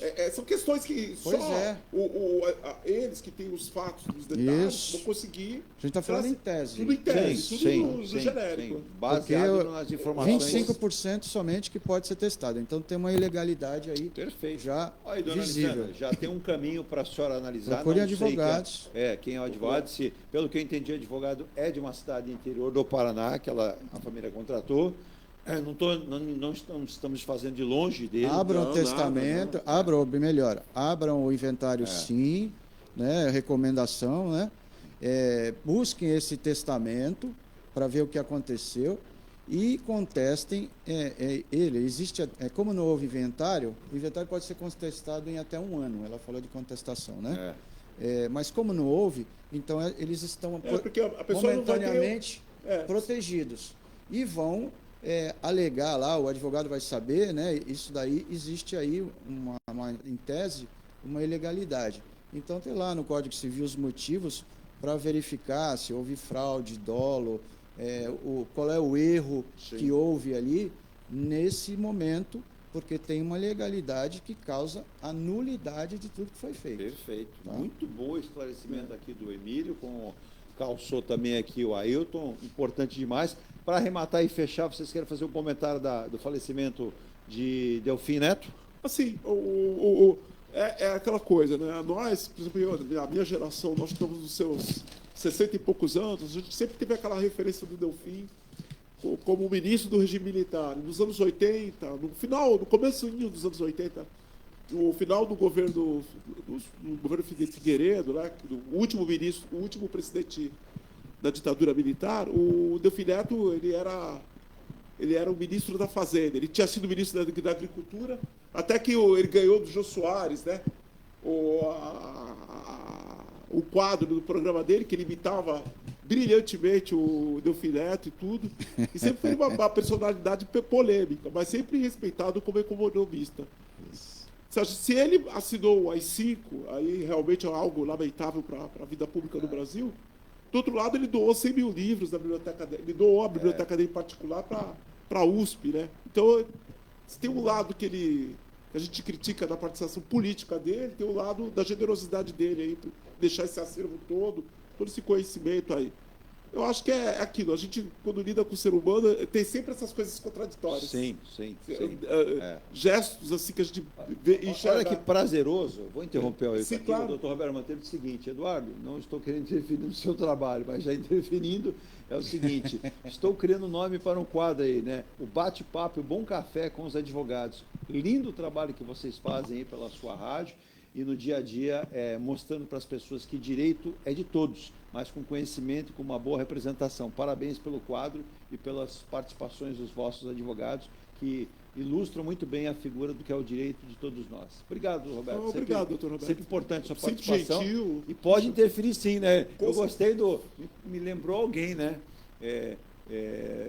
Eu vou interferir sem querer interferir, mas já estou interferindo. Né? Olha, bem-vindo. O senhor e todos aí são muito bem-vindos. Lembrou alguém, né? Lembrou alguém. Mas, obrigado. E olha, isso aqui é espontâneo, o doutor Emílio e também o doutor Ailton, né, que também... eu vou até pedir a gentileza que ambos possam passar os seus contatos aqui para os nossos ouvintes, que ele disse que a gente faz uma prestação de serviço preponderante para a sociedade. Ele falou que os canais de comunicação, os grandes canais de comunicação, hoje perderam isso. Eles apenas noticiam o que vai dar ibope, o que vai chamar atenção, mas não elucidando. Normalmente, eu vou pegar o exemplo, ele cita aqui, ontem o programa Fantástico TV Globo gastou grande parte do seu horário apenas falando da tragédia, né? Trazendo o lado emocional para subir a audiência e não para mostrar às pessoas que elas podem e devem evitar as tragédias, cobrando providências, exigindo, porque elas pagam e não apenas fazem favor para elas, né? Parabéns pelo comentário, mas eu confesso que eu não assisto mais esse tipo de programas, mas é bem por aí mesmo. Só para concluir, outra coisa foi o prêmio, né? Que foi no intervalo me questionaram, né? Minha posição. Isso. O prêmio não, a isenção que o governo agora atual, o prêmio dos atletas brasileiros que foram à Olimpíada, que terminou. Isentar o prêmio, a premiação em dinheiro da tributação do IR, do imposto de renda. Eu sou contrário porque o imposto de renda é um exercício de cidadania, por incrível que possa parecer. Se todos pagarem, na condição que todos paguem, a maioria pagará menos. Eu acho que foi um gesto que eu acho populista e mediante medida provisória, que no artigo 62 da Constituição estabelece em casos de relevância e urgência. Eu acho que há questões muito mais relevantes do que a tributação de atletas. Eu acho que eles foram lá, fizeram um trabalho, todos deram o seu melhor, merecem o reconhecimento da população, mas de outra forma, com a estruturação do esporte, com o respeito ao esporte, como também a educação da população, porque a questão de saúde, a questão de formação também moral, de sacrifício, aprender a importância do esforço, da dedicação. Isso, para mim, o esporte tem um valor inquestionável. Mas agora, utilizar um instrumento tributário para premiar, entre aspas, os atletas, eu acho que foi, na verdade, bola fora, usando um jargão esportivo, foi bola fora do governo. Eu sou contra, e ainda mais com medida provisória que mostra que foi uma coisa tomada de última hora, alguém teve um estalo lá, vamos fazer isso. E não é assim. Eu acho que a tributação no Brasil já é complexa, e a gente não precisa de mais aleatoriedades aí do nosso sistema. Não, que agora ganha uma Copa do Mundo, ganha um prêmio, não sei onde, vai isentar todo mundo, porque se premiou, se concedeu essa facilidade para os atletas olímpicos, daqui a algum tempo, uma outra competição, vão questionar por que o campeonato mundial de palitinho de truco não teve, com todo o respeito que eu tenho pelo truco, não teve a isenção. Porque, entendeu? Bem colocado. Então, a gente tem que sempre deixar o sistema tributário com o máximo de isonomia. Só conceder isenções e imunidades para aqueles que realmente necessitem e que a matéria seja uma matéria de sobrevivência. É isso aí, Emílio? Exatamente, concordo 100%. Né? Populismo barato, desnecessário, né? Não vale a pena. como ele falou. Usar esse momento para... certo, né? Querer aparecer. O momento é dos atletas, de exaltá-los, porque o Brasil teve um desempenho médio, né? De acordo com 20 medalhas. Que vem acontecendo. Não somos melhores por questões outras, mas quem se classificou, se conseguiu índice para ir à Olimpíada, já é um vitorioso. Aqueles que conseguiram medalhas são excelentes esportistas, superaram com todas as dificuldades que o Brasil proporciona, entre aspas, para eles. Eles vão atrás, tem atletas que fazem vaquinha no semáforo para conseguir, né, ir para as Olimpíadas. Então, são vitoriosos. Então, essa coisa, para mim, tenta macular, acaba maculando a imagem dos atletas. Correto. Parece que eles pediram. Na verdade, eles não solicitaram nada disso, eles não têm nada a ver com esse tipo de populismo. É desagradável e desnecessário. Exatamente. E outra coisa, alguns deles, como a Beatriz, que foi medalha de ouro, ela é sargento do Exército. Isso. Eles já participam de um programa de atletas que ingressam nas Forças Armadas e, em contrapartida, eles podem treinar, tem toda uma estrutura mínima para eles continuarem na atividade. Flávia, por exemplo, a terceira muito sargento. Uma das judocas também é sargento da Marinha. Vôlei, tiro.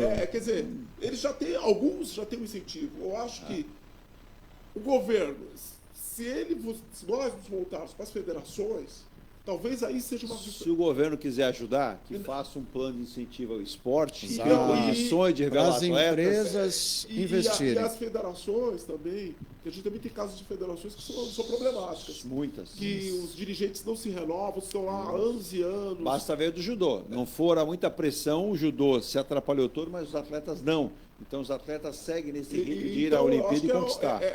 Concentrar os esforços nisso daí, porque hoje também, o que acontece? O esporte olímpico, ele usa de várias ferramentas, inteligência artificial, alta tecnologia, como o caso do nadador lá, que contratou um brasileiro para estudá-lo, um brasileiro que mora na França, que trabalha na França, um cientista brasileiro, que descobriu que o corpo do nadador francês, o recordista de medalhas, que o corpo dele é quase como um torpedo, quase como um golfinho. Então ele já fez todo um trabalho para otimizar o nado do rapaz para que ele chegasse nesse nível. Será que nossos atletas têm isso daí à disposição hoje no Brasil? Não. Quer dizer, feito por brasileiro, e talvez a natação que não teve um desempenho lá tão de excelência na coisa, eles foram bem, são ótimos nadadores, mas não tiveram desempenho de excelência. Não tiveram resultados, né? Não tiveram resultados, mas poderiam ter acesso a essas tecnologias, a essas coisas. Então precisa ver o que as federações estão provendo para os atletas. Eu acho que seria muito mais útil.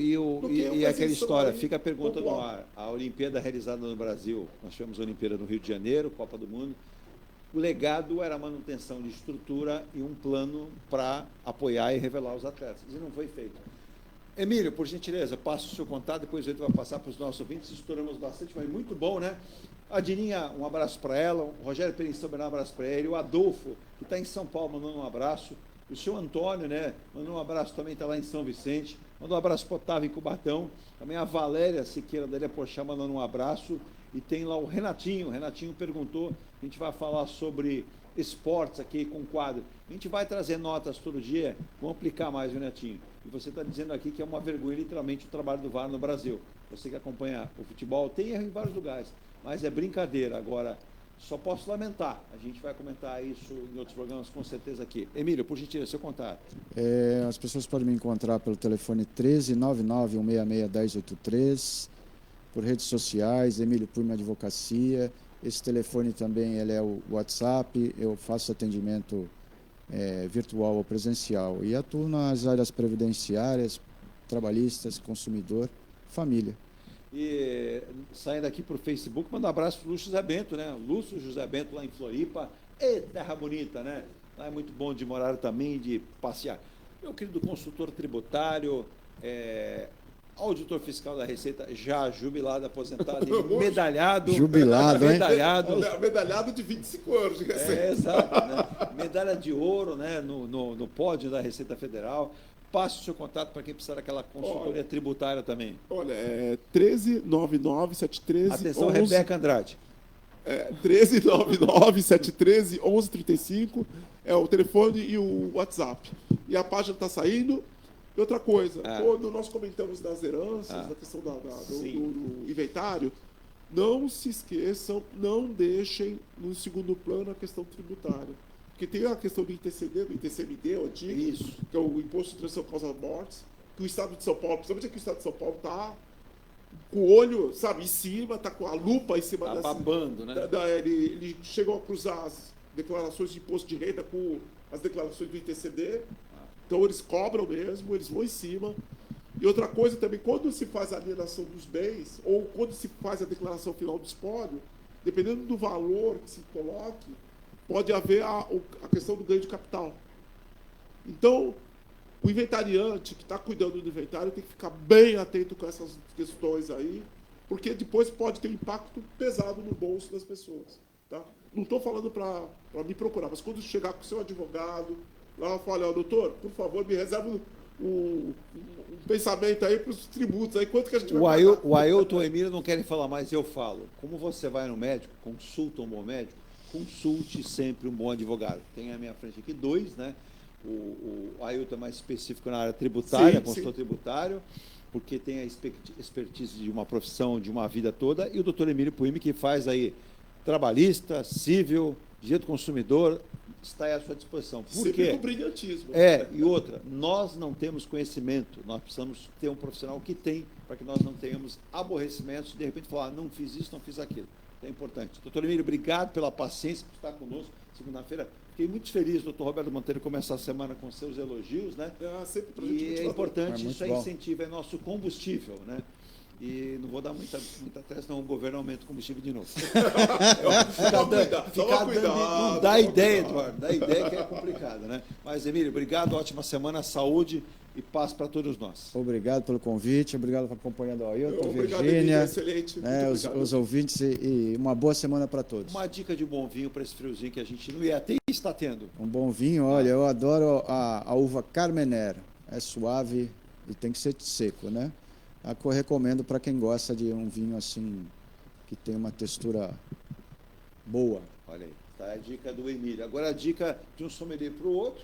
Vamos para o Ailton Cláudio Ribeiro. Qual é a sua dica para um bom vinho para o final de semana? Olha, bom vinho tinto, um Carmener, para quem gosta do Chianti, um vinho-dão. E antes, um digestivo, ou depois, para quem prefere, um vinho do Porto. Aí aquele apresentador que eu vi Virgínia Mãe tomado, ainda não dão esse vinho, pode dar. Eles cobram. Tá aí dicas, E não precisa só final de semana, você pode tomar aquela tacinha de vinho na segunda, é aquela história, vinho é sempre muito bem apreciável, né? Nós temos boas safras de vinho no Brasil, nós temos vinhos bons, né? O Zé Rodrigues esteve aqui com o presidente da Praticagem, lembra, Virgínia? Falou, tem vinhos bons nacionais, mas tem vinhos internacionais muito bons, com preços muito bons. E eu lembro que ele passou aqui umas dicas de vinho, que o nosso querido Marcos Muniz falou assim, me dá uma boa aí. O Marcos, que foi atrás do vinho, falou, o vinho não é caro, um vinho barato, mas de muito boa qualidade, e é importante também, né? Então, depois desse papo de um bom vinho para começar a semana, eu encerro dizendo, Virgínia, vamos embora? Bora. Vinheta no ar de encerramento, mas continua com a Rádio Star News, a gente está de volta amanhã, se Deus quiser. Tem muita informação essa semana, hein, Virgínia? A gente tem vários convidados importantes para trazer essa semana, como essa segunda-feira já o foi. Tchau, até amanhã. Obrigado, bom dia.